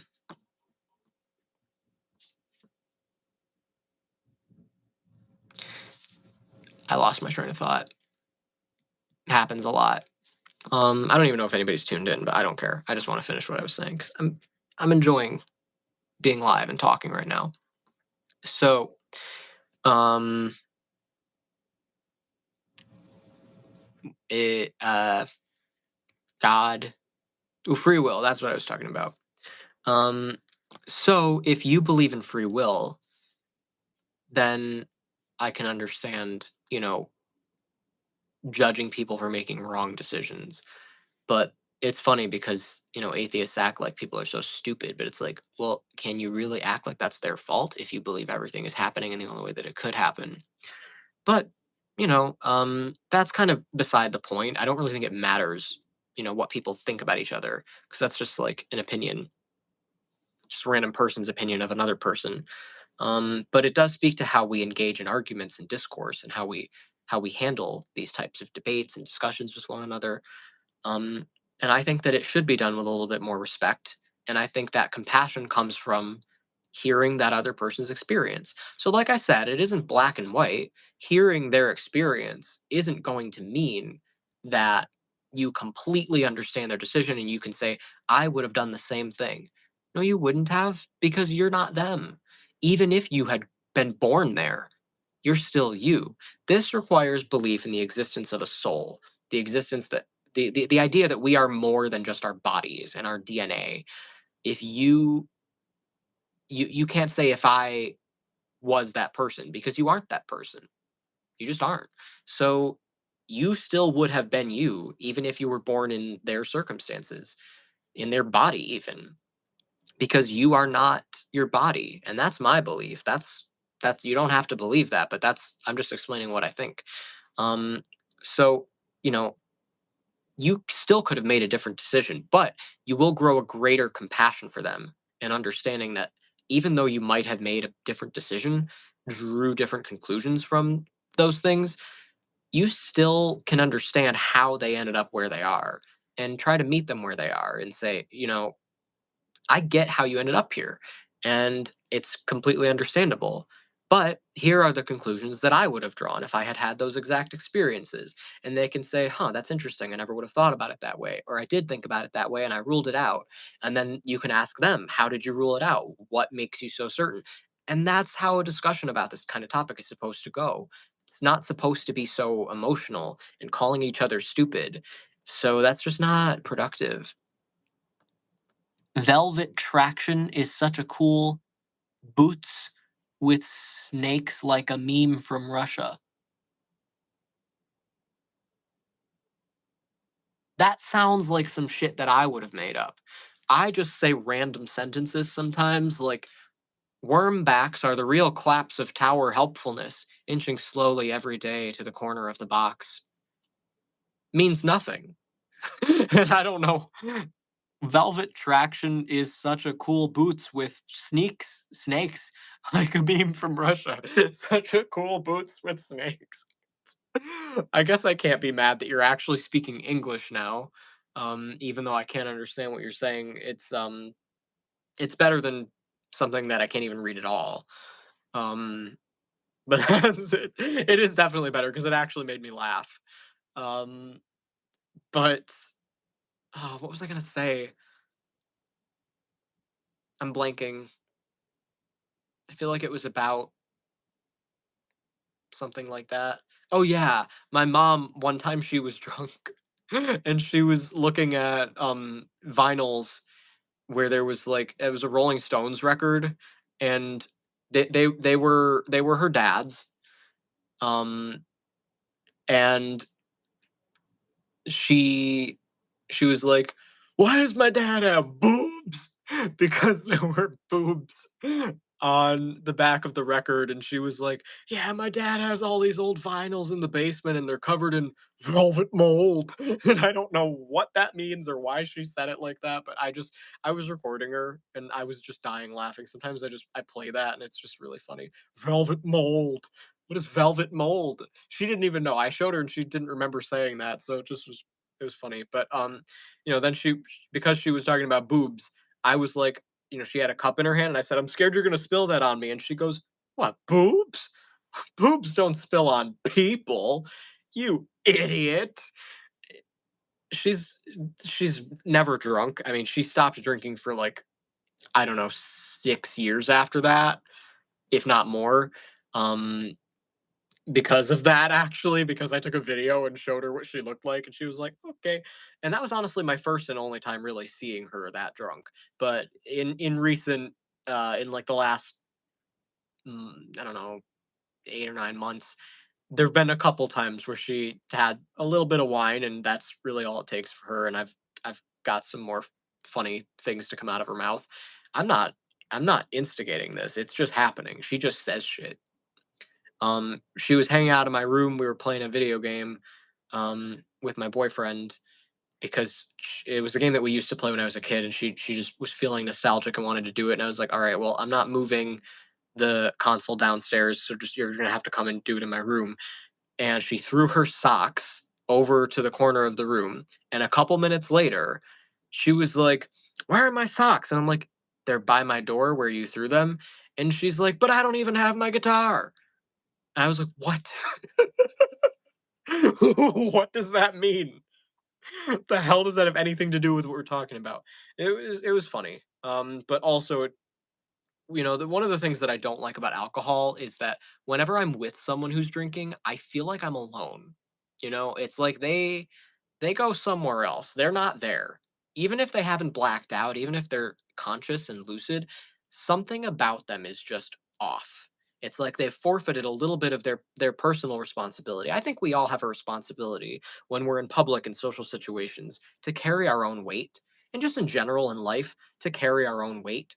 And when you drink, you're sort of making that harder. You're letting go to a degree where you're not really going to be able to take care of yourself, and that's not really fair to the people around you. Now if you're all drunk, again, that's doesn't mean much. There are a lot of people who are living their lives terribly, like groups of criminals, or just people who have horrible ways of thinking, and they're just stagnant, and then they all find each other and they're in echo chambers. That doesn't mean that it's good. It just means all the people with really shitty habits and behavior found each other. So if everyone's drunk at the same time, that's just a mess for, you know, themselves when they wake up, I guess. It's sort of like if everyone's drunk, it's kind of equivalent to you being drunk alone.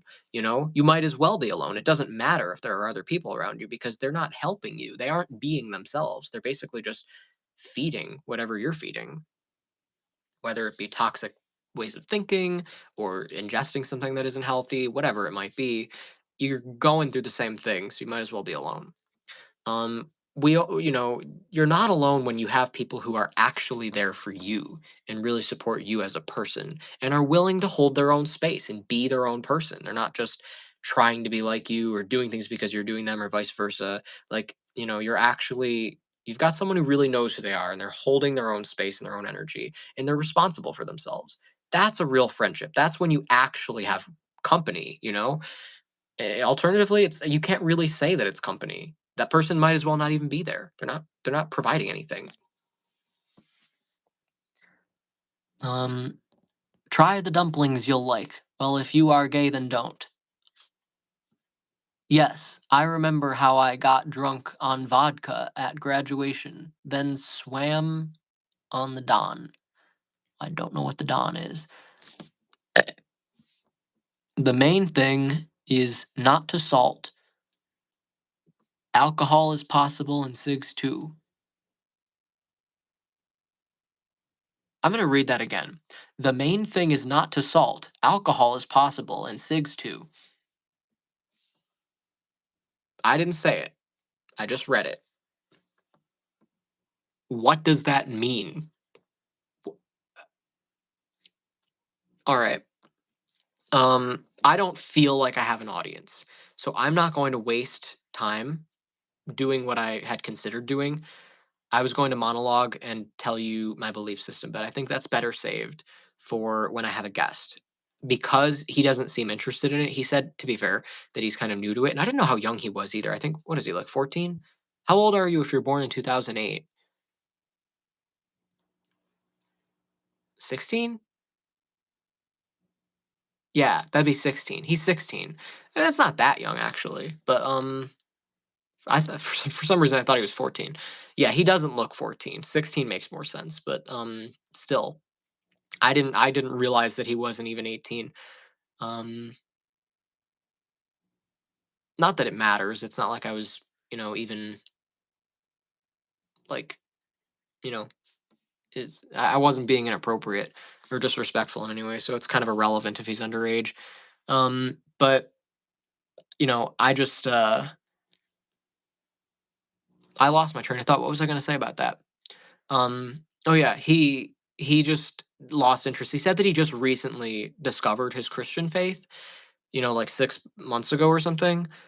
So he isn't comfortable like really debating it, which is fair. But I don't think that should mean that he shouldn't be able to talk about his journey of how he came to that conclusion. It's not a competition, you don't have to worry that I'm gonna like come at you with something where you don't have an argument and you're like, because then you could wonder, is the only reason I don't have an argument because I don't know enough yet about it?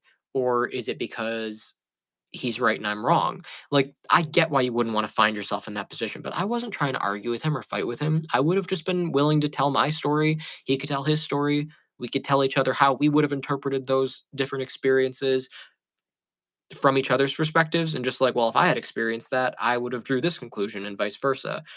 Just to educate the audience, and it's just could be interesting. But whatever, he changed his mind, he didn't want to do it, that's fine, but I'm gonna have to find someone else to scratch that itch because now I really want to do it. Now I really like the idea of doing it, and I don't care who I'm doing it with. I want someone to share their experience in reaching their belief system so that I can do the same thing and we can kind of compare. You know, that could be really cool. It could be really interesting. And fascinating and fun. And I definitely need to find someone to do that with now. So if he doesn't change his mind, I'll have to pick somebody else. I don't care. I mean, he was just a random person that I found on Discord in a bigger. The politics server has like 85,000 people. Um, and he had popped into one of the chats that I was in, and then we just broke off separately because he was saying like, "There's too many people talking at once," and I was like, "Well, you can DM me, and if you want, you can have a private, you not private, but one-on-one debate on my YouTube channel." And he was like, "Yeah, sure." So I had been looking for a guest. I was glad that he agreed because it wasn't my first time offering. But with that many people, I'll definitely find somebody else. It's not that big of a deal. And he was a good guest. We had some interesting conversation in this video. So I titled it my first debate because I didn't have a specific topic that we were going to be discussing. I knew that it was probably not going to be perfect. In the sense that it's like clear, organized, productive. So I just left it generic and left it open ended. And I'm glad that I did because that was probably the best way to handle it. After 50 years or 60 years, you will be old, or something in Arabic. Oh, that's his name. Right, I forget Arabic. I was wondering why it didn't show his name. It's because that's on the other side. They go from right to left, which is so hard to keep up with. I mean, it's so weird looking. Like, I don't know why it works that way, but whatever. You will be in the grave, and then you are in the grave. You will regret the time when you could have searched for the truth. I don't know if that was directed at me or if the person who commented that is still here. But if you are, um, I agree, but I hope that wasn't directed at me because I'm constantly searching for the truth. I'm constantly learning new things. So it's not accurate. If that was directed at me, doesn't apply to me. I'm not someone who's just given up on learning. I mean, why would I be doing this? Obviously. By the way, a lot of people say stupid shit like that. They're like, why would I be in the politics Discord server if I didn't care about learning or engaging in discussion about this kind of stuff. But that doesn't mean that you're interested in learning. A lot of people just like reminding themselves of how stupid people who disagree with them are. So they'll go on to engage in these discussions, but it's not because they want to educate themselves. It's because, I mean, to be honest, they don't even want to educate the other person. They just want to see how stupid they are so that they can feel intellectually and morally superior. Um, I did a video called Is Morality Objective? That's the previous episode of this series, episode 16. And if you want to go in the playlist and watch the previous video, I recommend doing that. I was pretty happy with it. I loved episode 16. I said a lot of things that I wanted to say. It wasn't perfect. I went on a little longer than I intended to, but not much longer. Um, and I'm pretty happy with how it turned out. So I would recommend watching that and sharing your thoughts. It's very interesting if you're interested in this kind of stuff. If you want to discuss morality or anything like that, if you believe it came from God or whatever, I address all of it. But I was very focused on making a couple specific points. But I think I cover everything because that's just what I do. I try to cover all ends like a spider, just trying to have multiple legs. I'm like, if I could just reach here and here and here and here, but it looks a little. That's I said my brain is like scrambled eggs because of that because I go kind of nuts. Um, but it's cool. I got everything said that I wanted to say, and I'm gonna end this. But it's been fun. Is anyone else here? Does anyone want to comment anything before I go? Is the person who commented about you could have searched for the truth? Are you here?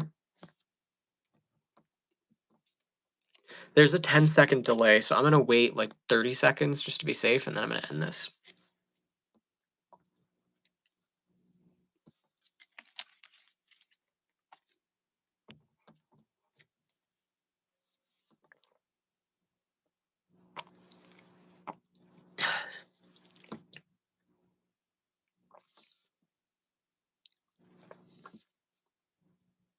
All right. I guess no one's here. No one's commented. All right. Thank you very much for tuning in. Have a great rest of your day or night. And oh, here's a comment. Most thinks they're good by not doing bad instead actually seeking to help thy neighbor. Yeah, I mean, to be fair, a lot of people also think that they're good just because they hate the right people, and they I've noticed this a lot on the right side of thinking, especially far right. Regardless of where you live, just in like Western culture in general, just like far right thinking is often rooted in anger about things that are going on in the world. And they like to feel like they found the truth. A lot of them believe in conspiracy theories and things like that, and it's they what they get out of it is they like to believe that they know the truth and everyone else is blind and a sheep and stupid, and there's just also a lot of hatred toward minority groups. Um, Men's mental health, for example, I believe men absolutely need to focus on their mental health. We've been telling them that for a long time. It's not new information. We've been saying go to therapy, and they say no. Therapy's for women. Um, we say take care of yourself, and they're like that's for pussies. You know, Try to grow and evolve in some areas of your life. Self-examine. Just try to be anything but stagnant in pretty much all areas of development in your life, and they just keep rejecting it and giving that idea the middle finger. But when it comes to shitting on Pride Month, they're all too happy to act like they suddenly care about men's mental health. And they're like, look at these statistics. Men commit suicide. And it's like, this is bullshit. I don't give a shit about men. You've had your chance to clean up your act and you kept rejecting it. So now you want to do it in the context of shitting on gay people? Absolutely the fuck not. You can pick up your slack. Your mental health is your problem. It does not need to be a political movement. I could give less of a shit about men. They've made their beds. They need to take a fucking nap in it. It's ridiculous. They need to shut up and just like step back and be in timeout for a while. I cannot even begin to explain how stupid men are. And I'm not I am an example of the fact that it's not inherently men. It's not being biologically male. It is the decisions that you make, and it's caused by the patriarchy. But when I say men, I'm referring to men who are proud to identify as men. They're like, I'm a man. Like, that's the kind of men that I'm referring to.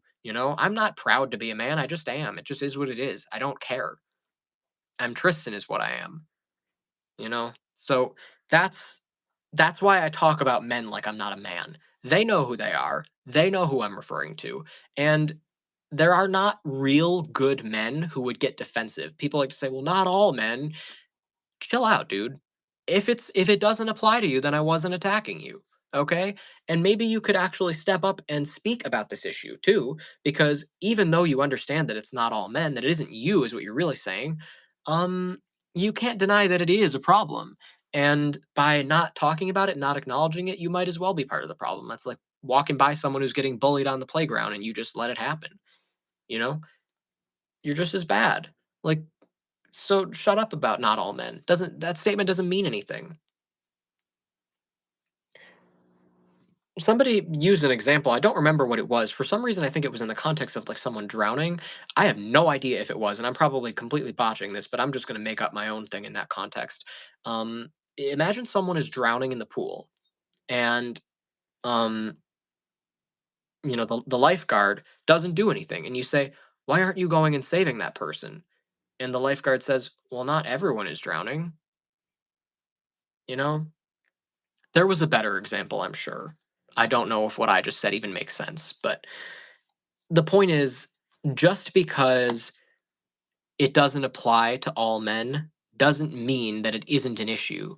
And that, as a man, you should feel like it's your responsibility to try and fix the issue and maybe have better representation for men.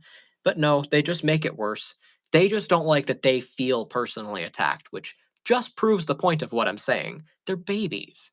Like, they've been coddled and carried their whole lives by the patriarchy, which encourages women to be subservient to men, and they just get carried around like little babies, feeling superior to the people who are doing all their work and carrying them.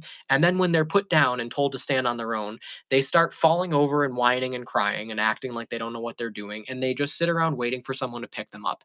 And they say, "You know what? I have my own shit to worry about. I can't be carrying you. You need to learn how to carry your own weight." And they're like, "Mm." And they just get angry. And then they just want attention. And it is literally like watching a toddler having a temper tantrum. There are men who will go on the internet literally just to bother people, just to say some stupid bullshit that's going to piss people off. And they'll sometimes even make fake accounts and pretend to be women and say it as a woman. It's insane. Oh, Jesus Christ. I knew I couldn't avoid Dave forever. Here he is. Aaron is harassing Trent Briggs. He needs to stay away from him. Aaron is acting like a stalker. Dave, fuck off. I told you to leave me alone. I told you I didn't want you in my live streams. I'm gonna end this. Um, because I said that I wasn't going to engage with Dave further, so I'm not gonna do that. Although I do find it kind of entertaining, if I'm being honest. But I'm not Dave, loser. Clearly you are. Literally no one else would be talking about Trent Briggs and using his full name. Who gives a shit about Trent Briggs? Trent Briggs is Dave.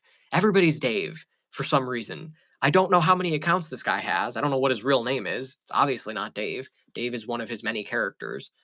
Um, but I will call the police on Aaron. Go right ahead. What's that gonna do? Please actually do. He could use some fucking law enforcement involvement in his life because he is in a weird situation.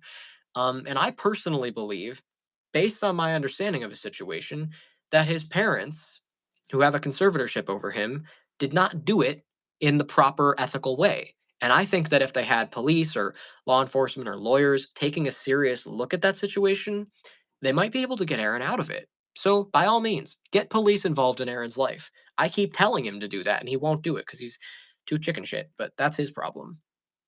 Um, Tell Aaron to stay away from Trent. I don't give a shit what Aaron does in his free time. I don't care who he talks to. And Trent is not a real person. You can't harass someone who's not real. He's probably not even harassing. All he's probably doing is warning other people about the fact that Trent is not a real person and Dave is not a real person, you know? And good for him. He should be warning people. He should be telling people the truth, because all these other people that Dave comments on and is obsessed with, they don't know that the person they're talking to is not a real person, that it's just a creepy troll or God knows what you are. I mean, clearly you're mentally ill. I don't know what's going on there, but why do you think you know who is real? None of this. I'm not engaging in this conversation because you know the answer to that. Like I've explained it before. I'm not pretending that the situation is something other than what it is. You and I both know the truth. If if if someone commits a murder and I see a video of them committing that murder and I walk up to them and tell them that they committed a murder and they start acting like they've never killed anyone, I know they killed someone. They know they killed someone. And yet somehow the conversation is an argument about whether or not they killed someone. That is not an argument that you should engage in. Because when both parties know the truth beyond any doubt, there's just no reason to engage in an argument about it. There's nothing to argue about. It just is a fact. Trent Briggs is not a real person. Dave London is not a real person. Whoever this real truth is, not a real person. And these comments are probably going to disappear. I don't know anyone who would talk about or defend Dave or Trent or whatever, talk about Aaron. Like, come on, this is clearly the same person who left all the comments as Dave and Trent Briggs. It's like, come on, absolutely ridiculous. You're either the same person with a bunch of different accounts or some weird posse of like equally mentally ill people, which is highly unlikely by comparison. Um, so I'm not even going to engage. That's just ridiculous. But anyway, I'm glad Dave made an appearance because it's kind of funny. I knew I hadn't seen the last of him. He can't stay away from me. Friends protect each other, Tristan. Dude, you are the person people need protection from. That's what we are doing for Trent and Dave. Dave does not have friends. The Dave that I was talking to was not even comfortable sharing a real picture of himself. Told me he doesn't like to talk on the phone, doesn't like to video call. All things catfishes say, by the way. Just very antisocial. He doesn't have friends. Any friends of Dave are Dave with different accounts. You cannot convince me otherwise unless you show me proof. But you won't do that because you cannot prove something that isn't true, you know? And I hate to randomly bring up religion again, but I can't say that there's no proof of God because God is an abstract concept. But when you are trying to prove the existence of a specific God, the God of your religion, and you repeatedly fail to do so after centuries of trying, you might want to consider that maybe the reason you can't prove that your specific religion is the true religion is because maybe it isn't, and maybe that's true for all of these religions. Maybe there's bits of truth in them. But in my opinion, the religions that I've looked into and studied, I have found at least one thing in them that is provably untrue at one level or another.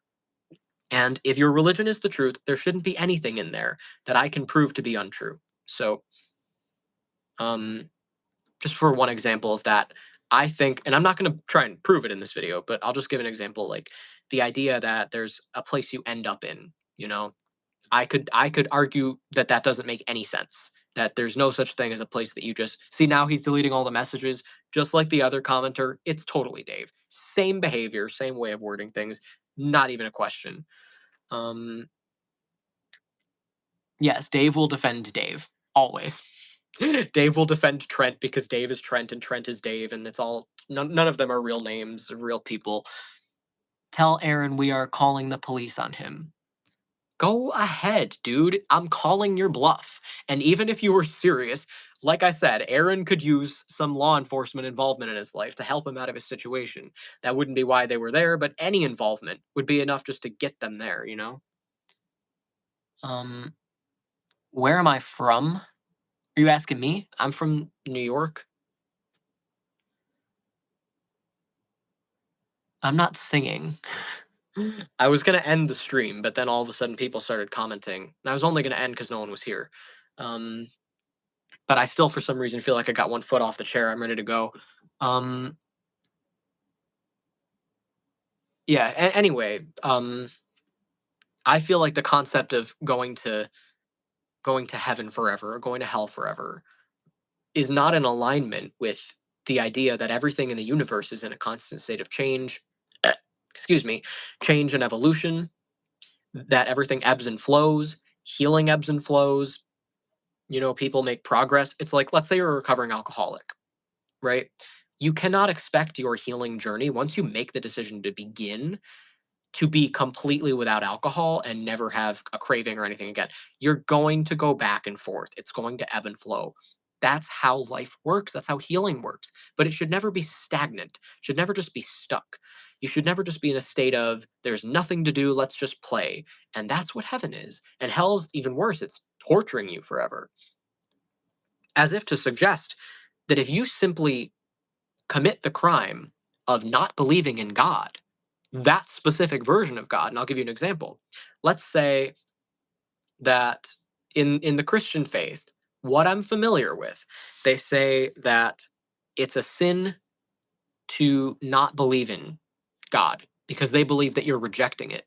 They believe that knowledge of Jesus and that specific religion is innate, that you're born with it. You don't need to be taught, you don't need to be told, you just know it to be true. And should you put your faith in something else, you are making a conscious decision to reject Jesus or reject these things. It could never be that you actually truly in your heart believe that this other religion is more true than that one. And, you know, both of these religions, if you think of like Islam and Christianity, for example, they're both fear based. They're both telling you that you have to believe in it or you will go to hell. And what about someone who is born never exposed to Islam? They live, let's say they just die in a car accident at 20 years old. And in those 20 years, they had absolutely zero exposure to Islam. They were raised Christian. If you believe in the Islam faith, you might believe that that person is going to be damned to hell for eternity.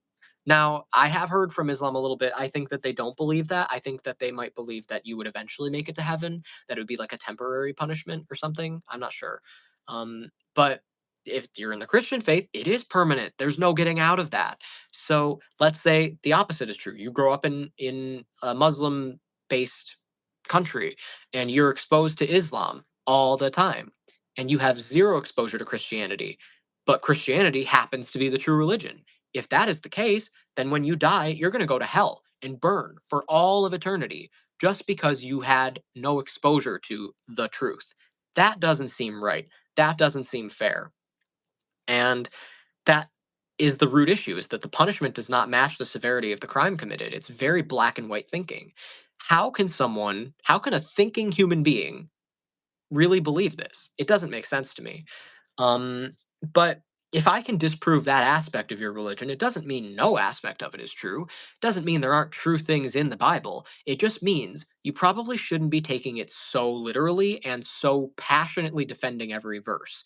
Some things you probably should be questioning. Okay? You might want to take a second look at things that maybe weren't really based on intuition or logic. They were instead based on one group trying to control another group, which has been going on for a long, long time. And you'd be a fool to deny that.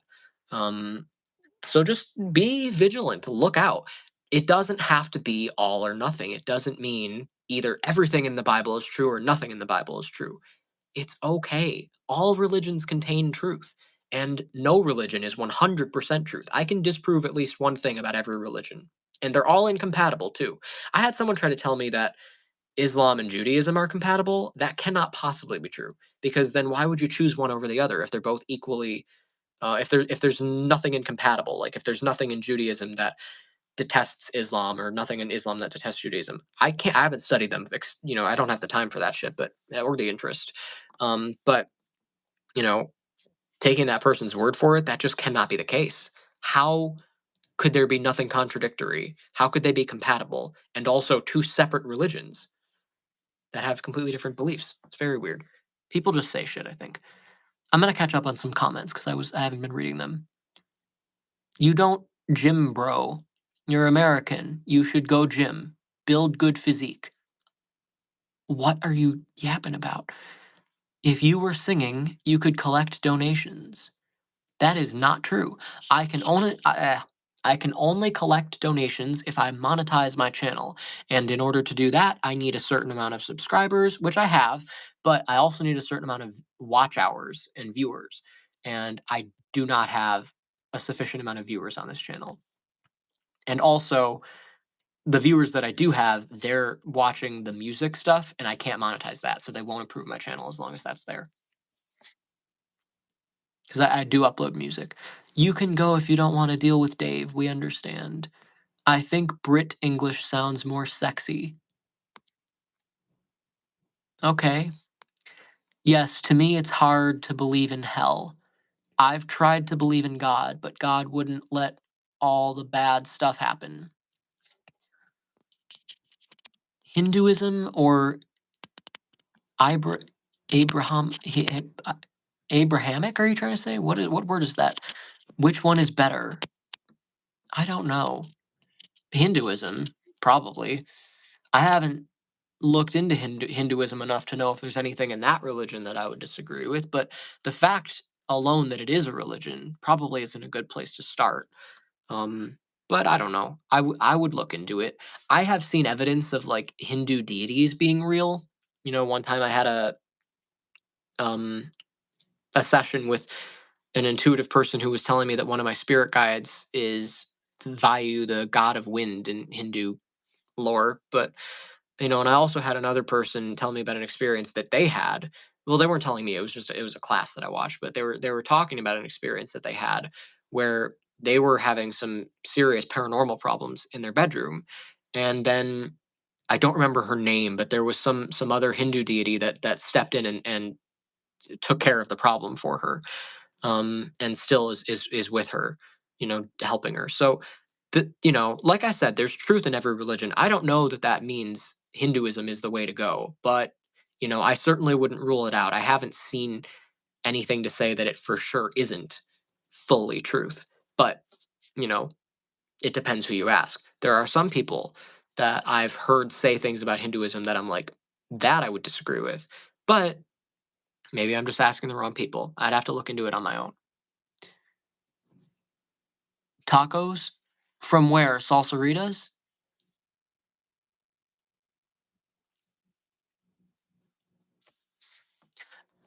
Um, where was it? It doesn't matter what religion it is. One thing is important, which set of commandments it provides.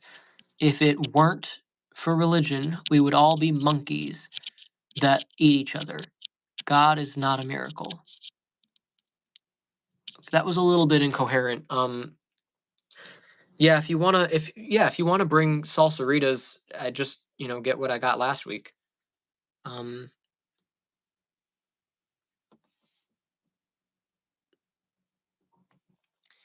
anyway, thank you, Zach. Um, I I think that to say that we would be monkeys without religion is a little bit ridiculous. I think religion has kept us from evolving. I think religion literally promotes the idea that evolution is a lie, suggests we've only been here for like 2, 3 thousand years or 6,000 years, something like that. Whatever Christians believe, it's depends who you ask, but and they also believe that for however long we existed, it was only 2,000 years ago that God decided to send in a savior, and incidentally, it was in a less educated part of the world. Um, just a lot of things that should give you pause, at least.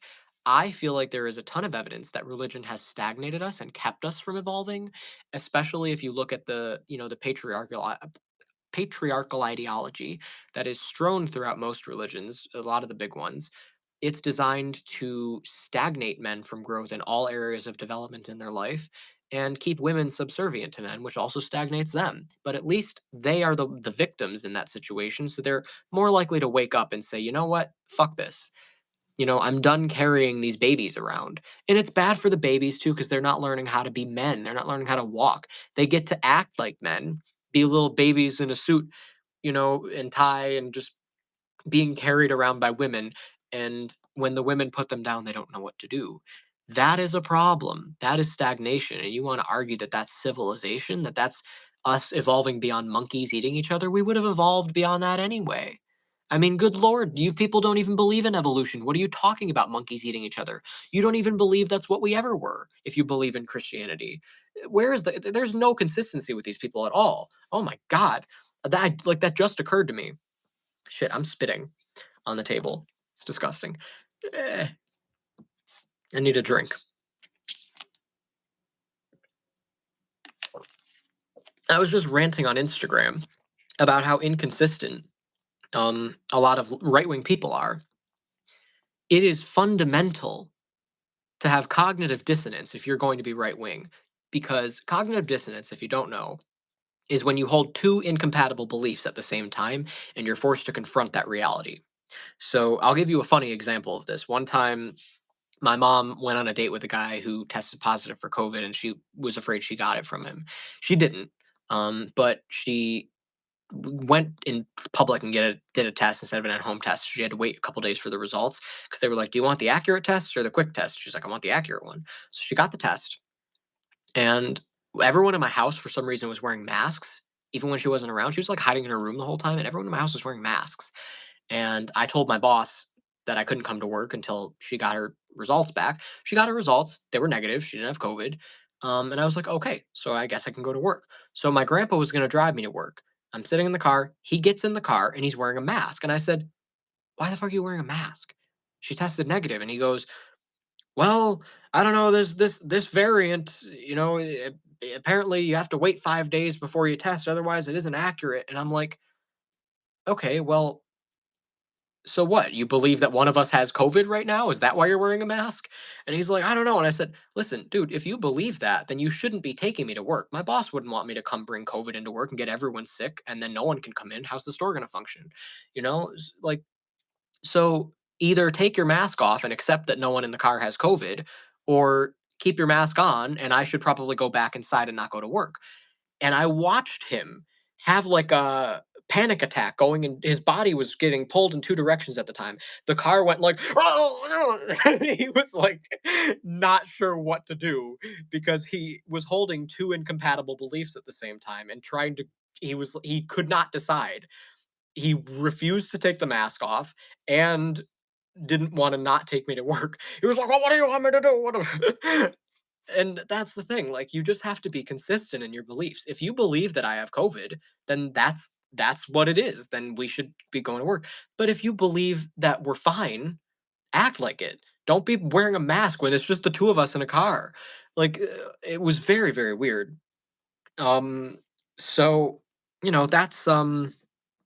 that's an example of cognitive dissonance. And it was funny because I physically in the driveway as he was pulling out, I watched him consider going back up and like almost, it was very weird. I swear the car almost split in two.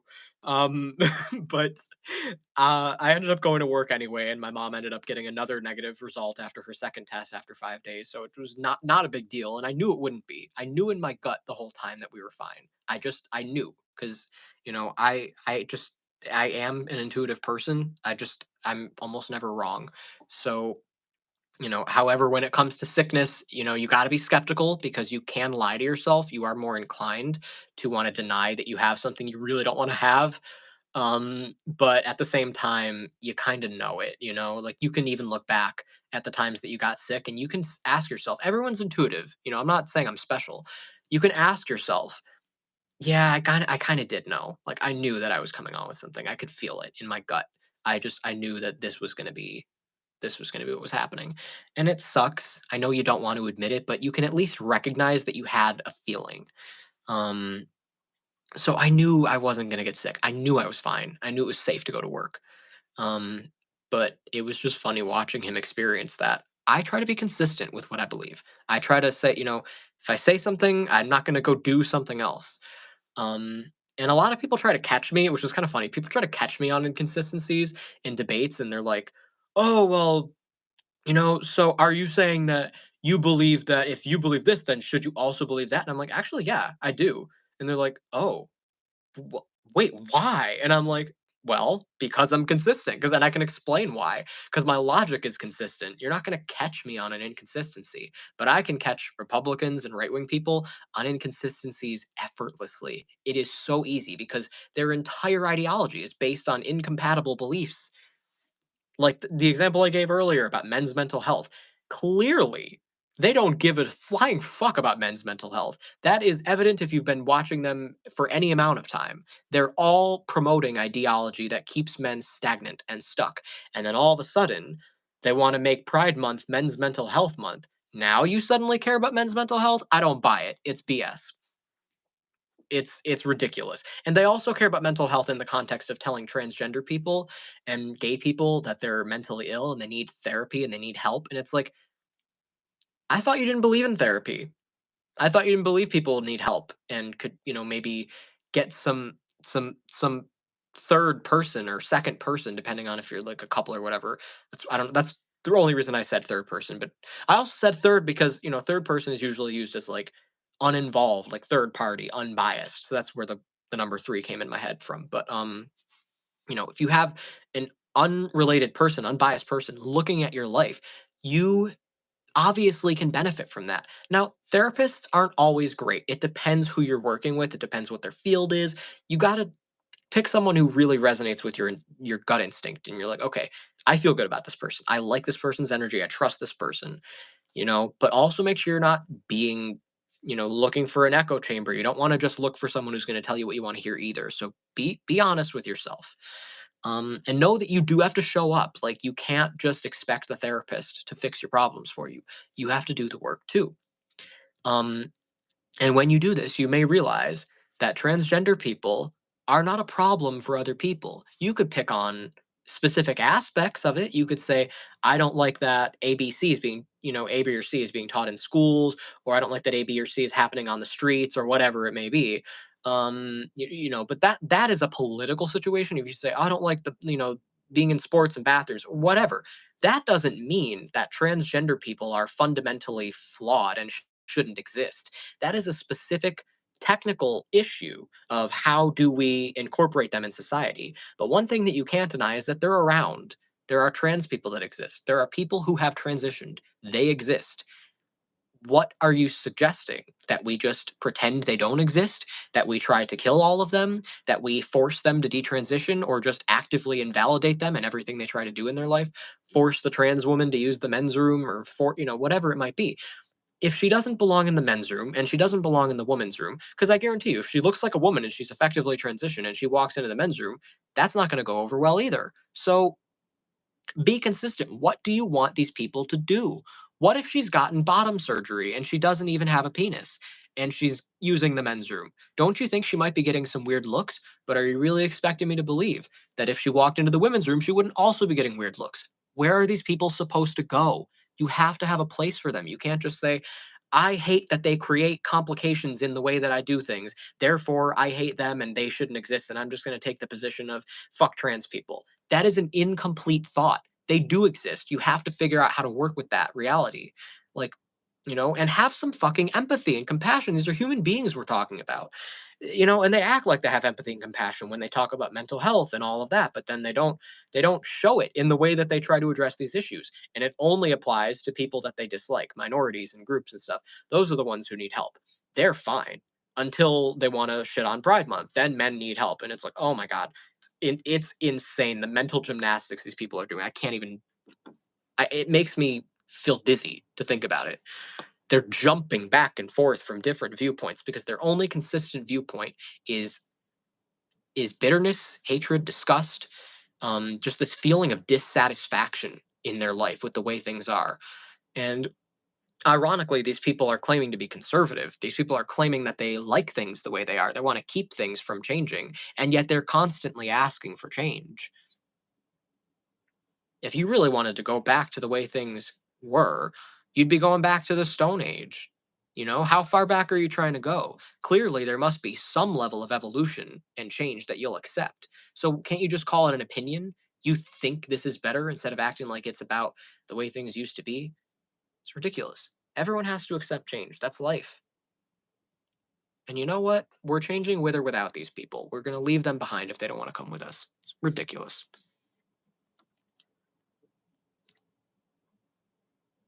I think most of these people sound like Dave.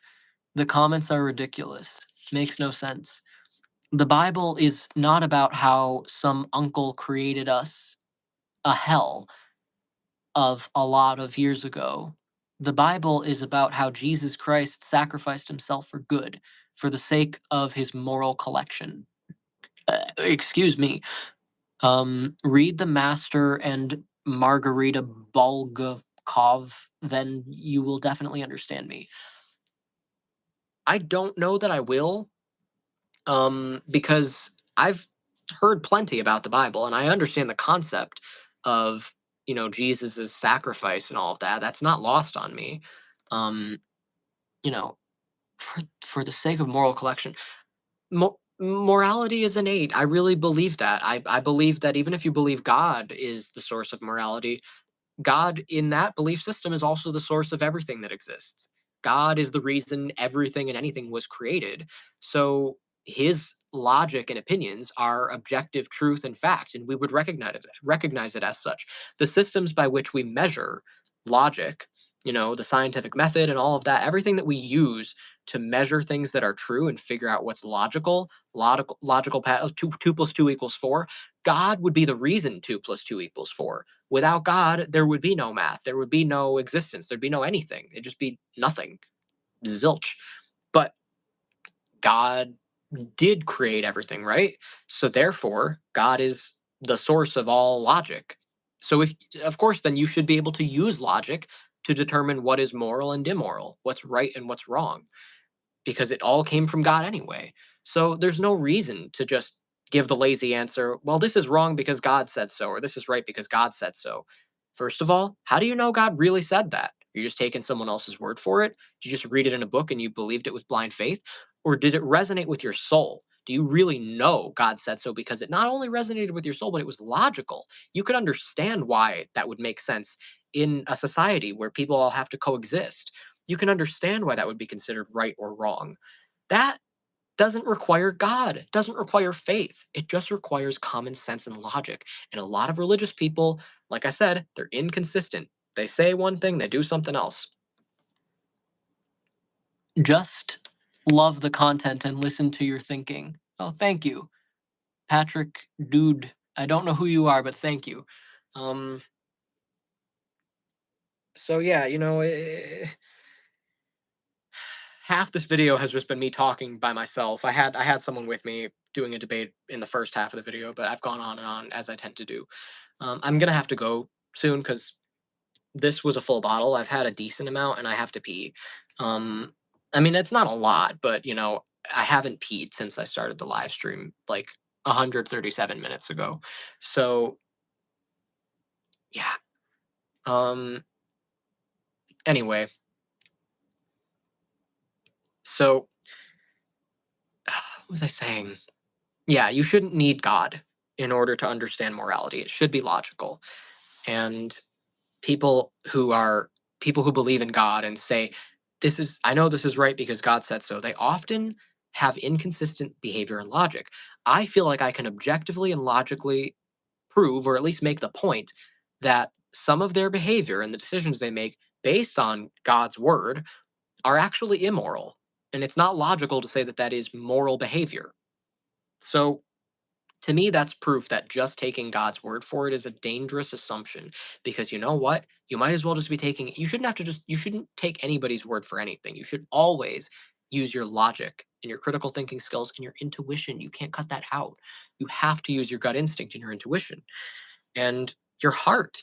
Ask yourself, does this really feel like a good thing to believe in? Or am I being kind of cynical and sociopathic about the way that I'm approaching this?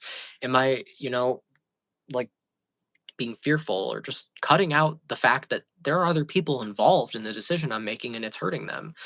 Um, I'm going to end it with this. I know this is a big topic that I could definitely do a separate debate about. That this is a good one. I don't think I've ever. What a stupid way to start the sentence. I don't think I've ever done a debate. This is literally the first debate that I've done. So of course I haven't done a debate on this topic. Um, I haven't done a debate, obviously, on abortion. I would love to because I have a lot to say on it. It is one of the things that I'm very passionate about because to me, it is it's very easy to figure out the moral dilemma. And I know that it seems more black and white, right? Most people can agree murder is wrong, killing people is wrong, taking away someone else's ability to survive. Just they're just minding their own business. They're sitting there existing, and you walk up to them, pull out a gun, and shoot them. Most people agree that that is wrong, and anyone who doesn't think that that's wrong is probably a nihilist or a sociopath or severely mentally ill in some way. They're probably in jail, hopefully. Um, but everyone can at least agree that someone who thinks that it's okay to kill people is dangerous, and no one would want that person roaming free in society. We would want to keep this person away from civilization. So most people anyway just think that it's not okay to kill people. Where it becomes a little bit more ambiguous is when the person in question isn't even fully developed and isn't capable of existing outside as a separate person. This is someone who is developing inside someone else's womb. And in order to view that person, you have to be a little bit invasive going in someone else's body. Um, we all have lives inside of us. There's germs, there's like white blood cells, there's shit that's technically alive. It is technically a separate entity from you, but it's not separate in the sense that it can exist outside of your body, that it has its own life. It exists only because of you. And I think that when you go to the morally ambiguous situation of can you have an abortion, can I think of it as just canceling a pregnancy. And in my opinion, it yields the same results as not having sex. If you go your whole life never getting pregnant, or you go your whole life having abortions every 9 months or whatever, um, it's not going to make any difference to anybody but like you and the doctor who did the abortion. But that is more of a cynical outlook. I'll grant you. Um, but I think that it does really put it in perspective how personal it is, that it really isn't a public issue. These aren't citizens who are registered and people have met. This isn't a public situation. And it's not a separate person who's capable of even existing outside of your body. That's why I'm not in support of late term abortions, because if the baby can be born to the point where if you have an abortion, it's going to have to come out anyway. It's just whether it comes out dead or alive. Then what difference does it make where you kill it? You might as well have killed it after it was born, you know?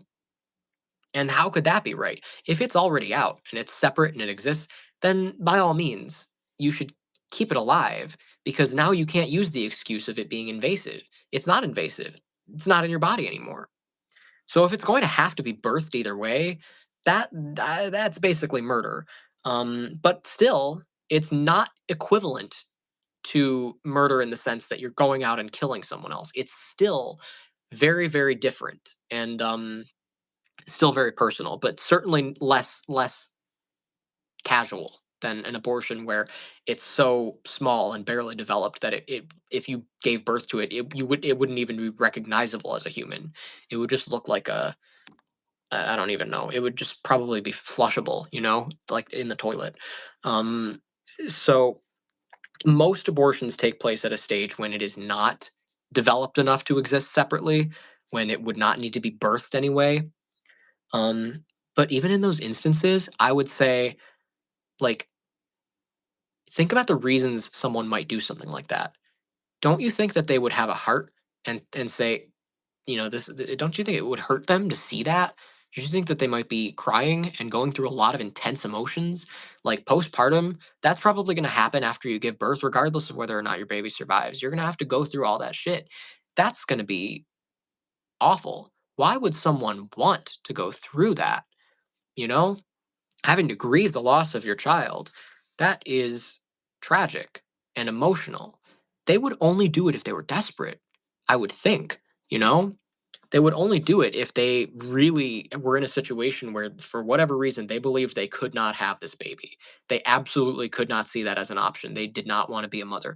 And think about how hard it is too. I know adoption is ideal. If the baby is at a stage in development where it has to be born anyway, I would recommend giving it up for adoption. But I also understand that it's hard to think about that you have a child that you didn't want to take care of somewhere out there in the world, and you're going to always wonder for the rest of your life, wonder how my kid's doing. Will I ever accidentally run into him and not even recognize him? That's a hard thing to live with for the rest of your life. You're always going to be wondering, and you still have to go through all the shit, all the pregnancy symptoms and everything like that. So, adoption is not as casual as people make it out to be. I still would recommend it. I don't think you should be killing something just because you don't want to have to worry about it existing somewhere else. But, you know, at the same time, it's ambiguous enough that, like, when you're emotional and when you maybe feel like you don't have any other options, I can sometimes understand it.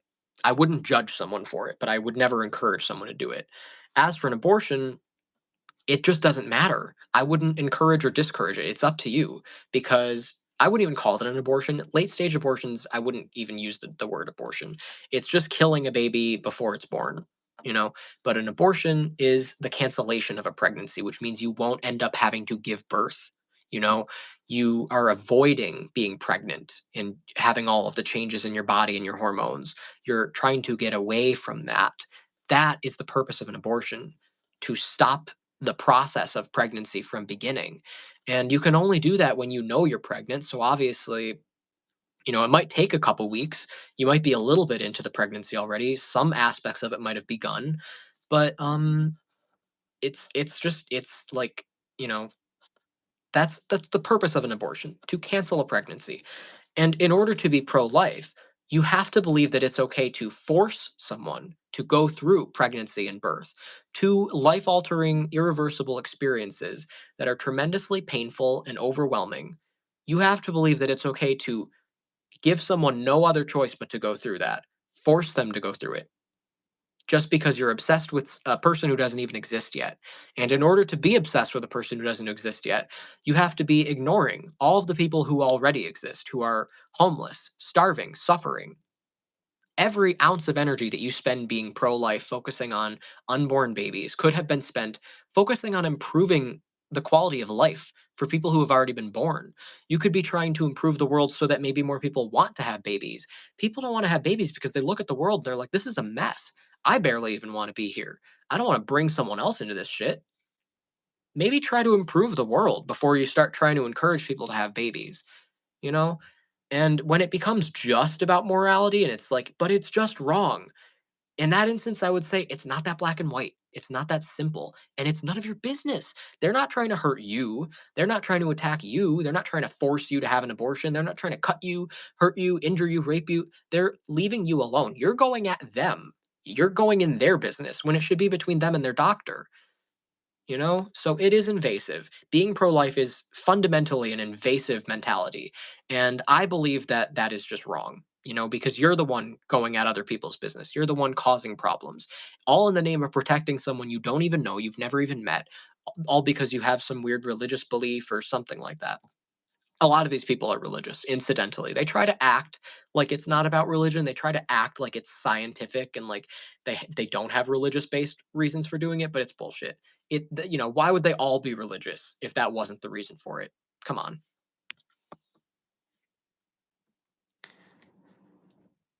Well, logically, you can eat each other like animals. This is interesting. I'd also say abortion is wrong if you're doing it without trying to take measures to prevent pregnancy or not being educated before sex. But if it's a result of rape, it's a valid reason to do so. Okay, well, before I continue reading comments, I want to share my thoughts on that. Um, I think that it's none of your business what someone's reason for doing it is.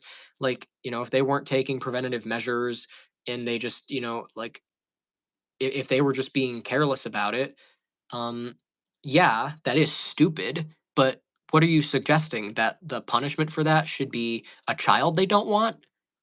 How does that make sense? It's stupid and it's wrong and it's fucked up. I would be concerned about a person who's doing that, but I would not use that as an excuse to say, well, you know what? Maybe you'll learn responsibility if you're a parent. That's not how it works. You can never justifiably force someone to have a child when they don't want one. And I know that you don't have, you can't force them to keep it. They can give it up for adoption, but you're still forcing them to give birth, go through the pregnancy that they didn't want. Now, maybe they were stupid. Maybe it was their fault. Maybe they didn't take any preventative measures. Maybe they're just a careless idiot teenager. All the more reason for them to not be a parent. Um, I don't understand people who say that. Well, you should have to deal with the consequences. A child is a consequence? What the fuck? I don't understand that mentality at all. It has been scientifically confirmed that while the child has not yet been born, it is the mother's organ, so she can do whatever she wants.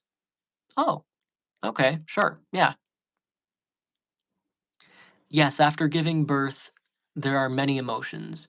I know someone who had abortion and they said the guilt almost killed them. So sad. It's exactly why they don't need other random judgmental strangers getting involved. It's already a tough decision to make. You know, I don't really believe that I was speaking hypothetically, talking about stupid teenagers. I don't really believe that that happens that much. I think the majority of people who are pregnant, who don't want to be pregnant, did try to take preventative measures, were being responsible, and pregnancies just happen by accident all the time. I once read a story about this creepy guy who was a narcissist and really, you know, controlling. He wanted to force this girl to be with him, so he poked a hole in the condom and got her pregnant. And I think an abortion got her out of that situation because she could have had a permanent tie to this creep who, tricked her into thinking that he wasn't getting her pregnant, and he was trying to get her pregnant, trying to plant a part of himself inside of her. So creepy, so invasive. And, have a little him pop out, and then she'd be stuck with him forever. She would always, then he could have like custody battles and whatnot. I was a product of a situation like that. I was a product of parents who, one was really abusive and the other, you know by the time she realized how bad it was too late. I already existed, and there was no turning that around. And she spent the first 12 years of my life fighting a custody battle to keep me away from this guy. 12 years of my life, I had to have forced visitations with this motherfucker. And he isn't a terrible person. He wasn't terrible to me. He was worse when I was a baby. But he isn't the kind of person that you want to be in charge of your life. You know, he has some narcissistic tendencies. Um, and he did lie to me a few times and try to convince me that things didn't happen that I know happened because I have a memory. And it was really stressful. It was not an ideal situation to grow up in. And you know, I'm not saying that it would have been better had I not existed. I'm glad I exist, but I can completely understand if that how it would have been easier and spared my mom a lot of trouble. Had I not been part of the equation, then there wouldn't have been a custody battle. She could have just moved on, and this happened too. I don't know if I'm oversharing, but there was another asshole that she dated more recently where she did have an abortion. And I'm glad as fuck that she did because I hated this guy. I wanted to kill him. And if she hadn't had an abortion, there would have been a permanent tie to this guy in her life, you know? So it is what it is. You learn from your mistakes, I guess. Hopefully. But um he's out of the picture now, the guy that I was just talking about a second ago. And he wouldn't be if it weren't for abortion being legal. So that really, I can personally attest to that making my life better. And a baby is so much to take care of, to worry about. It's not always a blessing. It's expensive, it's stressful. um and it does teach you a lot, but all traumatic and stressful experiences are opportunities to learn. We learn from going through hard shit. So it's not to say that it shouldn't have happened, or that you know you didn't get anything positive from it, but that also doesn't mean that it should just be encouraged and allowed to happen. Because you could say people grow and become more empathetic after they're raped, right? You could say, oh, a rape victim has a greater sense of empathy for other people and is maybe, doing activism and helping other victims. Great. You've proven that rape can improve someone's quality of life. Does that mean we should go around and start raping each other? That rape should be legal? Absolutely not. So you get my point, what the person who was raped is learning is how horrible of an experience it is, and they're trying to go out and help other people who've had that experience and prevent it from happening again. So, why would they be doing that if they really thought that it improved their life so much? They maybe became more empathetic, doesn't mean it wasn't hell. So, you know, the bottom line is terrible things will just happen. Experiences that we learn from will happen. That's just what it's like to be on Earth. You don't have to force it. You certainly shouldn't allow horrible things to happen if you have the power to stop them, because that is what we're learning. That's what we're getting to, is learning to protect each other from horrible things. And hopefully, eventually, if we learn that collectively, we won't need to be on Earth anymore. This is my own spiritual beliefs. Hopefully, we can evolve spiritually past the need for reincarnating as humans over and over again, because that's what the human experience is teaching us, pretty, in my opinion, pretty basic fundamental lessons about just treating each other with empathy and compassion.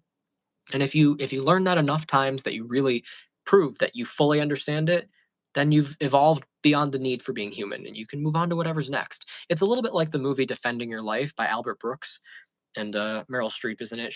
It's a great movie. It's very unpopular. Not nobody knows about it, but it's so good, and it's a very accurate, in my opinion, depiction of the afterlife. Again, just my beliefs. You don't have to agree with me. I know I can't expect anybody to just take my word for something, but it's my channel. I can share what I believe. Um, where was I?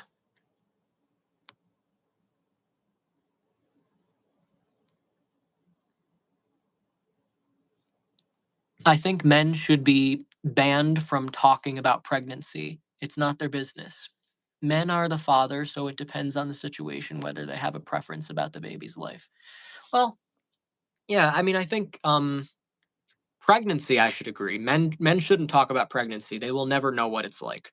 Um, but at the same time, they can talk about the baby itself.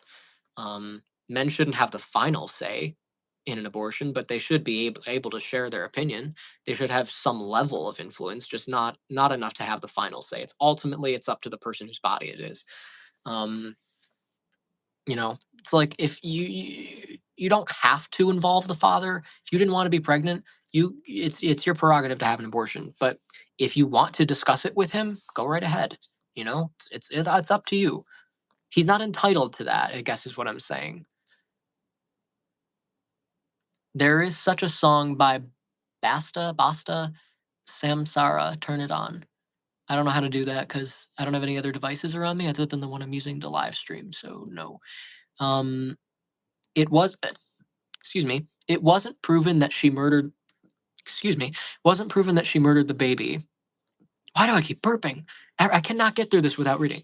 It wasn't proven that she murdered the baby, but there was evidence of apparent asphyxiation, and the baby's death was suspicious. Who are you referring to? Is that what the other person suggested? The song? I think men should talk about pregnancy. Or did I say something that you're responding to? I don't remember what I said. I think men should talk about pregnancy. It affects many lives. Yes, there are many reasons for abortion or to carry the child. I don't think anyone should tell these women what to do. I agree to be responsible, and babies aren't a consequence. I'm subscribing to you, and I hope you're doing well. And it was touching to know some of your story. Yes, we do learn from our mistakes. My heart goes out to all involved when pregnancy happens and you didn't mean to conceive. It's such a personal choice. Dude, you have gastritis? Are you talking about the burping? I don't know what that is, but I'll probably look that up. I just burp a lot. It's not that big of a deal. Um, but I'm not a doctor, so I should probably at least do a little bit of research and I'll just Google, like, could burping a lot be a sign of a health issue? But I don't think it is. Tristan, you have a good, fair view on abortion. Thank you. And that's why it's something I'm passionate about, because I don't feel like I'm being unfair. I don't feel like I'm promoting murder or anything that someone can agree, like, collectively agree is awful. There's a reason it's such a divisive issue, because it just is not the same thing as murder. If it were, everyone would be on the same page about it. Everyone would be like, yeah, of course it's wrong. But clearly it's different. That's why there's so many different opinions. Um, and in my experience, the people that I've seen who are pro-life are incidentally pretty right wing. And they have a lot of other views that I also very passionately disagree with, and they're all kind of revolving around being in other people's business, trying to control what other people do with their bodies, with their lives, with their speech. And ironically, these are the people who complain, "You're trying to take my freedom of speech away." You're trying to take everything away from me. What are you talking about? Shut up. That's why we tell you to shut up. We're not trying to take your freedom of speech away. We're just telling you, if you're going to yammer on and on about how horrible I am as a person, shut up. No one needs to hear that. People are just awful. Cheryl burps too. Yeah. It can't be that big of a deal. I mean, I'm young, so I don't know if I'm older it could become an issue. Cheryl's older, so if she's a burper and she's still fine, then I'm sure it's fine. It doesn't mean that I have some problem and I'm gonna die. I don't know what gastritis is. It just doesn't sound good.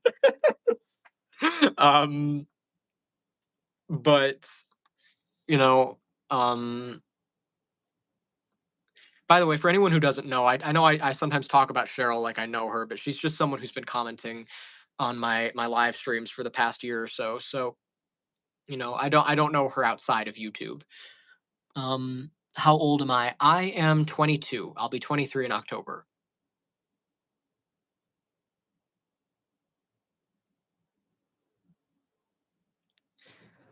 I gotta go because I don't know. Like I said, I have to pee, and also I don't know when uh, my boyfriend is gonna get here with the tacos. I don't know if you saw the comments earlier. He asked me in the live stream if I wanted him to bring home food because he went out to pick up his car because he had to get his brakes fixed. It was expensive. It's like $1,200, but hopefully it was actually effective. Hopefully he actually got his money's worth because his dad said something about his older sister's uh fiance. um you know my uh my boyfriend's almost kind of brother-in-law, him being able to fix the brakes, and he was like, but yeah, but that doesn't guarantee that it'll actually be fixed. Like, it might be cheaper or free or whatever, but it doesn't mean that it's actually going to fix the problem for sure. I'd rather have a professional company do it. That way I know it's really fixed, even if it's more expensive. But then again, companies can fuck you over too, so you never really know for sure. But he was basing this on experience. I think there was an incident where, um, so the same guy tried to fix something and it ended up making it worse. So at least that was based on experience. That's how we have to make informed decisions. Well, this happened once; it'll probably happen again, or it's probably not a safe bet anyway. Um, but the unfortunate thing is you never know anywhere, especially with car shit. Car businesses, in my experience, are the worst when it comes to like fucking people out of their money. My grandpa just took my mom to get her a new car, and he was trying to negotiate the price of the old car that they were buying from them, and the guy was given a complete line of bullshit about how much they would be getting for it. They were like, "Oh, well, we got to turn a profit still, and I think it's only worth this much." And they're selling it for like $1,700, and the guy was telling him it was only worth like $8,000 or something ridiculous. He was like cutting it in half. um, it was wild, but so they will lie to you. They will just lie. It's a dishonest business. And they will also try to say any business that sells you like insurance of any kind. They're like, get a warranty on this. Bullshit. It is way overpriced, and I guarantee you are way more likely to lose money by subscribing to like a monthly or yearly payment of a warranty than you are to just break something and have to repeatedly have it repaired. Like if you break, I'll give you an example with Apple. If you break your phone screen, it's like $400 or something to repair it, which is pretty expensive. It might depend on the phone and the model, but it's just say $300-400 in that range. That's expensive as hell. But if you had been subscribed to Apple Care Plus that whole time, you probably would have ended up spending about the same amount. So, and they still charge you. It's still like $29 to get it fixed, even if you're subscribed to Apple Care Plus. So that's a problem.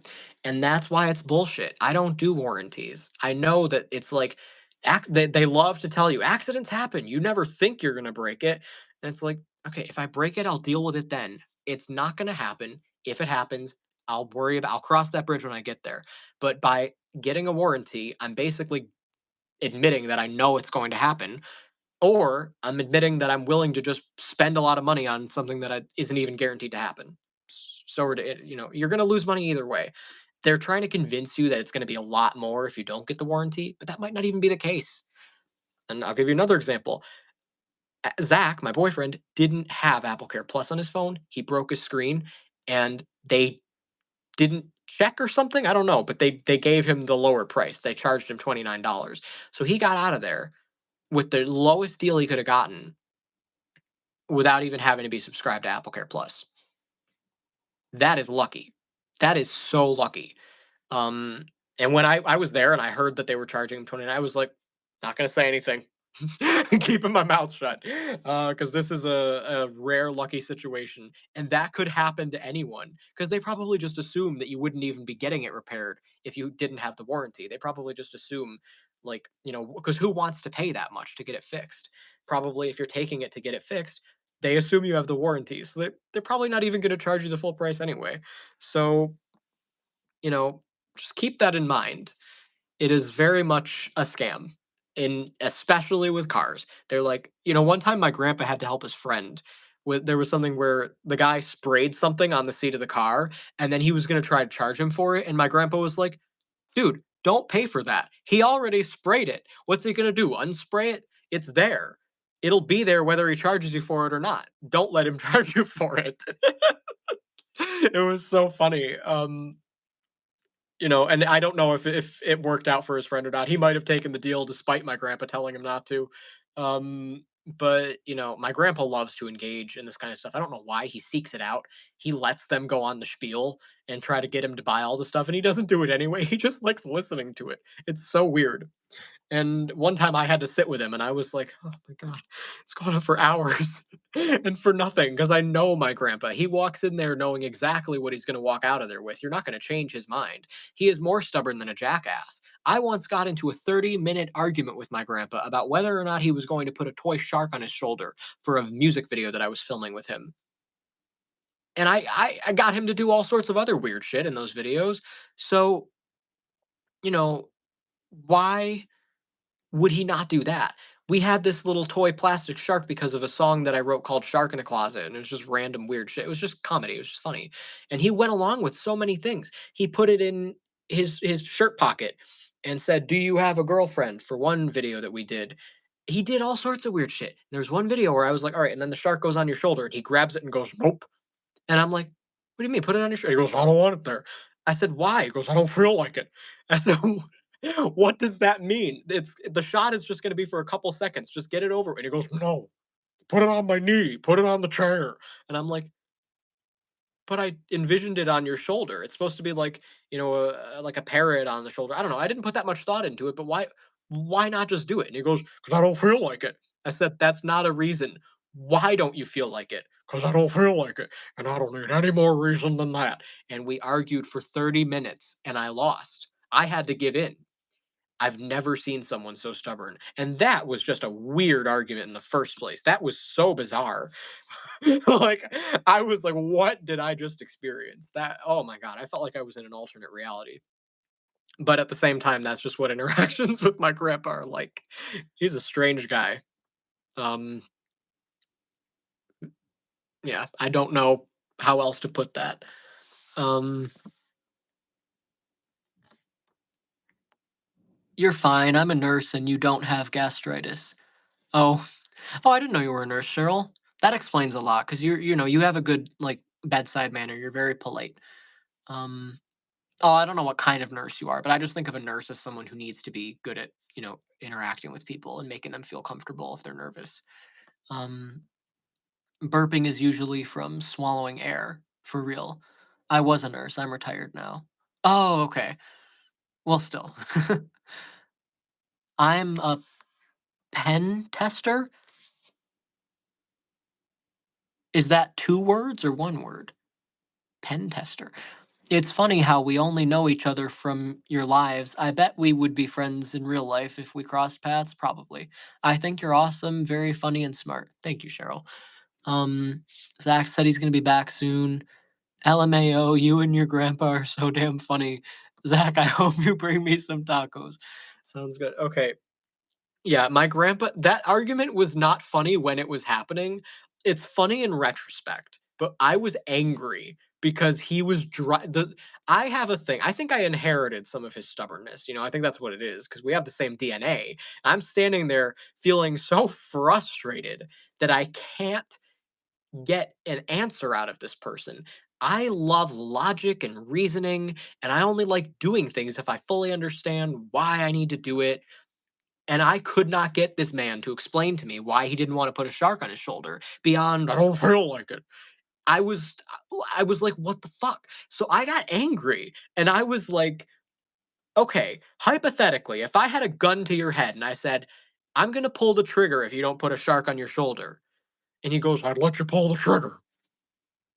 And I was like,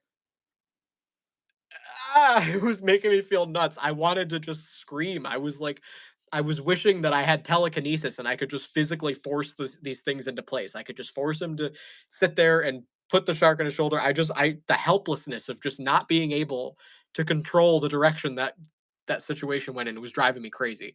But I had to be the bigger person and say, I guess I can't control the situation and give up. But he would not let go.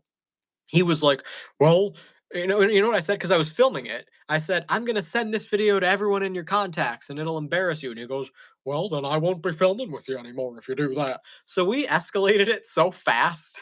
That was like within the first 2 minutes. It got so angry. I don't have the video anymore. I don't think I ever deleted it. I wouldn't have, but it somehow doesn't exist. I asked a psychic what happened to it, and she said spirit just is hiding it from me. They don't want us to keep arguing about it and they don't want to like relive it. And I'm like, what? They can delete videos? And she was like, Spirit can do anything. And I was like, okay. But as that was before I took the psychic mediumship course and learned how that works myself. So and this was a different psychic than the one that trained me that I talk about all the time. It was not Ivy Rivera that I'm referring to, but you know, now that I understand how that works, it does make sense, especially with electronics. But I know I would have never deleted that video. It was iconic. I went looking for it one day and I was like, what the fuck? No, there's no way. um, but it is what it is. I'm never gonna see it again, unfortunately. I'm not never gonna be able to show it to anybody. Maybe that's why they're hiding it from me because I think honestly it is kind of embarrassing. And if I did one day decide to post it publicly, it probably wouldn't be good. But it's funny to talk about. Funny how angry we got with each other. I was having like a fucking temper tantrum. I just was so enraged by what I was experiencing before me. I was like 16. I don't even know how old I was, but I think I might have been 15. Um yeah, I was 15. I could not believe it. It was wild. But it was happening. And I couldn't do anything about it. I just left Salsaritas. Okay, I'm gonna have to end this soon. I really have to pee. Like seriously, so I'm gonna go. But yeah. It sounds funny, but in the moment we were both very dead serious for some reason. And he was like, I'm not gonna film videos with you anymore. And he sat there with his arms crossed and his head down. And he was like, I just don't like how you're forcing me to do this. And he got so mad. That same psychic that I asked about the video, obviously, while I was asking about the video, I asked about that and I said, why did he do that? And she said he just wasn't in the mood that day to be even doing anything. And that was just sort of his way of maintaining a little sense of control over the situation. He just randomly picked the shark on the shoulder thing, and he was like, this is my way of compromising. Like, this is going to be the one thing that I do my way. I don't know why he picked that. I had a different psychic tell me that there was some like bad energy with that shark, that there was something about the shark that he didn't want on his shoulder. But he denies that. So, you know, and he agreed with what the other one said, that he just wasn't in the mood that day. But I still find it so weird. And he wouldn't tell me that. He said, I don't feel like it. What do you mean you don't feel like putting an inanimate object on your shoulder for 5 seconds? What the fuck? You did everything else that I asked you to do. You'd put it in your pocket and sing Do You Have a Girlfriend for a music video. You do all this other weird shit.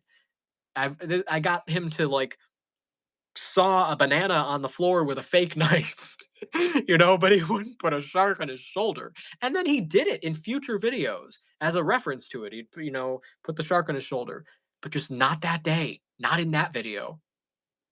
We all came up with theories. My aunt was like, maybe he thought he had dandruff on his shoulder. Nope, none of it. Everyone came up with theories. Everyone was wrong. He literally just didn't feel like it. My grandma was with me. She was the one who was the most annoyed by it. She was like, how could he do this? It's a kid, and you know why? You know, he's being immature. And she asked the psychic, and the first thing she said when we asked, she goes, I want to say he really just didn't feel like it. And my grandma goes, but why? she was, she like almost stood up and she was like, what? So then she elaborated on what she meant by that. But it was so funny. It was so wild. I cannot believe that happened in reality. Um, Let me catch up on comments. Thank you. I'm just a regular nurse at Old Folks Hospital. I just left Salsaritas. Oh, I already read that. Hi from Germany. It's so funny hearing stories about your grandpa. I loved my grandpa. You and Zach have a great evening. Yeah, hi, people that just joined. I'm ending the live stream. I've been live for like almost 3 hours. I started at 1, it's almost 4. So, you know, this is just turned into me hanging out. But hopefully this was entertaining. Um, yeah, I gotta go to the bathroom and greet Zach at the door with the food. Plus, I'll be hungry. Um, so yeah, thank you very much for tuning in. Have a great day, evening, night, whatever time of day it is for whoever's watching. Um, and I'll see you next time I post. For those who don't know my schedule, I do new episodes of this series called Fallen World every Sunday at 8 p.m. Every other Sunday. On the off Sundays, I'm doing a different series on my other channel. Link is in the description to that channel, called Just Between Us. Fallen World is meant to be shorter and more educational, except in the case of where I feature a guest and we have a debate, which was today. That's why it also is off schedule, just because it was the time that we both were available. He lives in the UK, so it's 5 hours later for him than where it is for me. And uh, the other, Just Between Us on the other channel, that's more casual and like more appropriate for this kind of thing. But yeah, this series is meant to be quicker and more educational. I have a playlist of all the episodes I've done. The first 14 are from 2 years ago, and I started it back up with episode 15 a couple weeks ago. Drinking is not doing sports. It is a necessity to have health.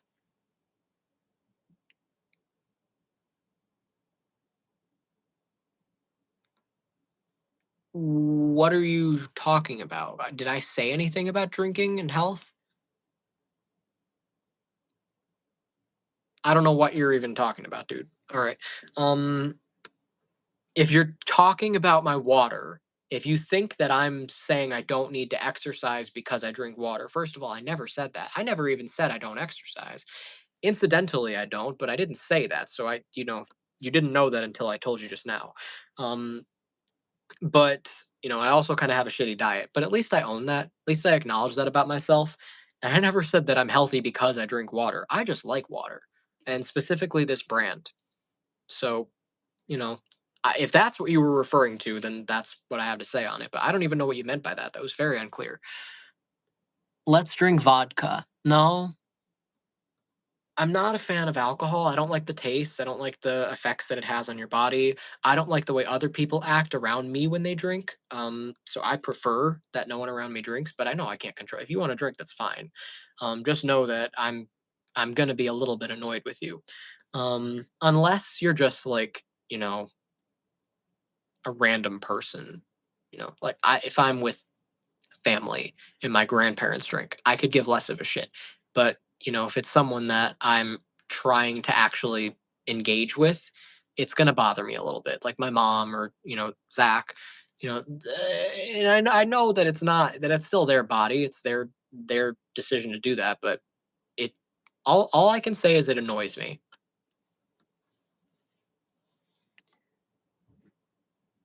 I have tried it and I've smelled it.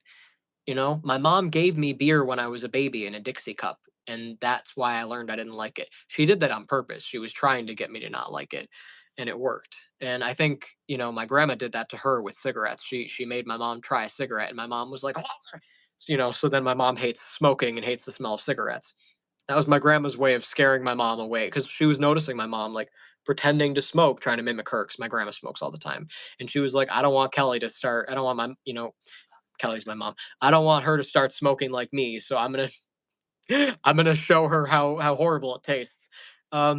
So that worked, but all alcohol, wine, I don't have to taste it. I can smell it, and I know because I smell and eat things all the time.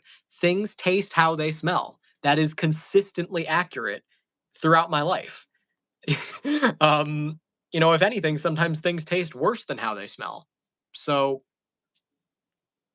you know um I trust I trust my nose. um and I also know that it just is not healthy either way. Like I have seen the effects that it has on people. I just know about it just from learning like what it is. You're effectively drinking poison. And you can do it.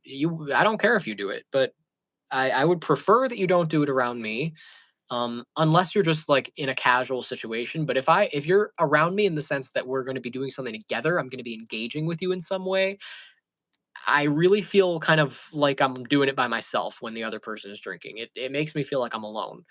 um but still, it's your choice. You do what you want. Just know how it's going to make me feel. Do it with the knowledge of what it's going to put me through. And then if you still want to do it, like I said, it's up to you. I'm not going to judge you for it. Just make sure you're making an informed decision. um but yeah, uh, that's all I have to say on that. I'm gonna go. I've his debts Pies debts. How do you pronounce that? What is that?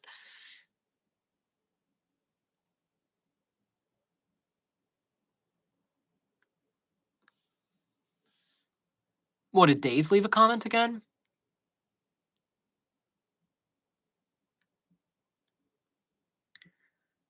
Cheryl, what is the comment you were referring to? I don't think that this Russian person is Dave.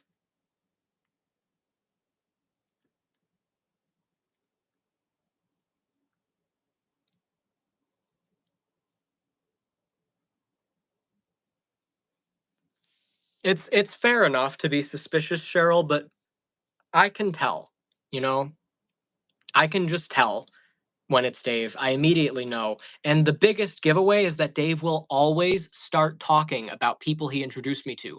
I know Aaron because of Dave. Trent Briggs is another account of Dave's. He starts coming in and he's like, Aaron's harassing Trent Briggs. Aaron is just a random live streamer that I became friends with because Dave introduced us. I'm not like close to him, but I like him enough. To be fair, he's probably more of an acquaintance than a friend. Like he's not the person that I would go to with a problem or anything. Um, I have a group chat of friends that I consider like really close that I would talk to about that. But you know we're close enough. So, but still, at least I know he's a real person. At least I've actually had real conversations with him. Dave is just a creepy hiding weirdo who has many names and many profiles.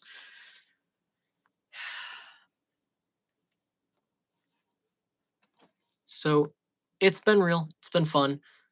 I'm heading out. Oh, good if you know. That's what I was concerned about. Yeah, Dave makes it obvious. Very obvious. He'll immediately start talking about something that only he would talk about. He'll probably mention himself. He'll be like, Dave, I'm friends with Dave, or I'm friends with Trent, or I'm friends with this other person, and it's all Dave. It's just all the same fucking person. He will always make it obvious. He's not sneaky. He's not clever. Very, very bad at lying. The photos that he faked were very poorly faked. It was very easy for me to disprove.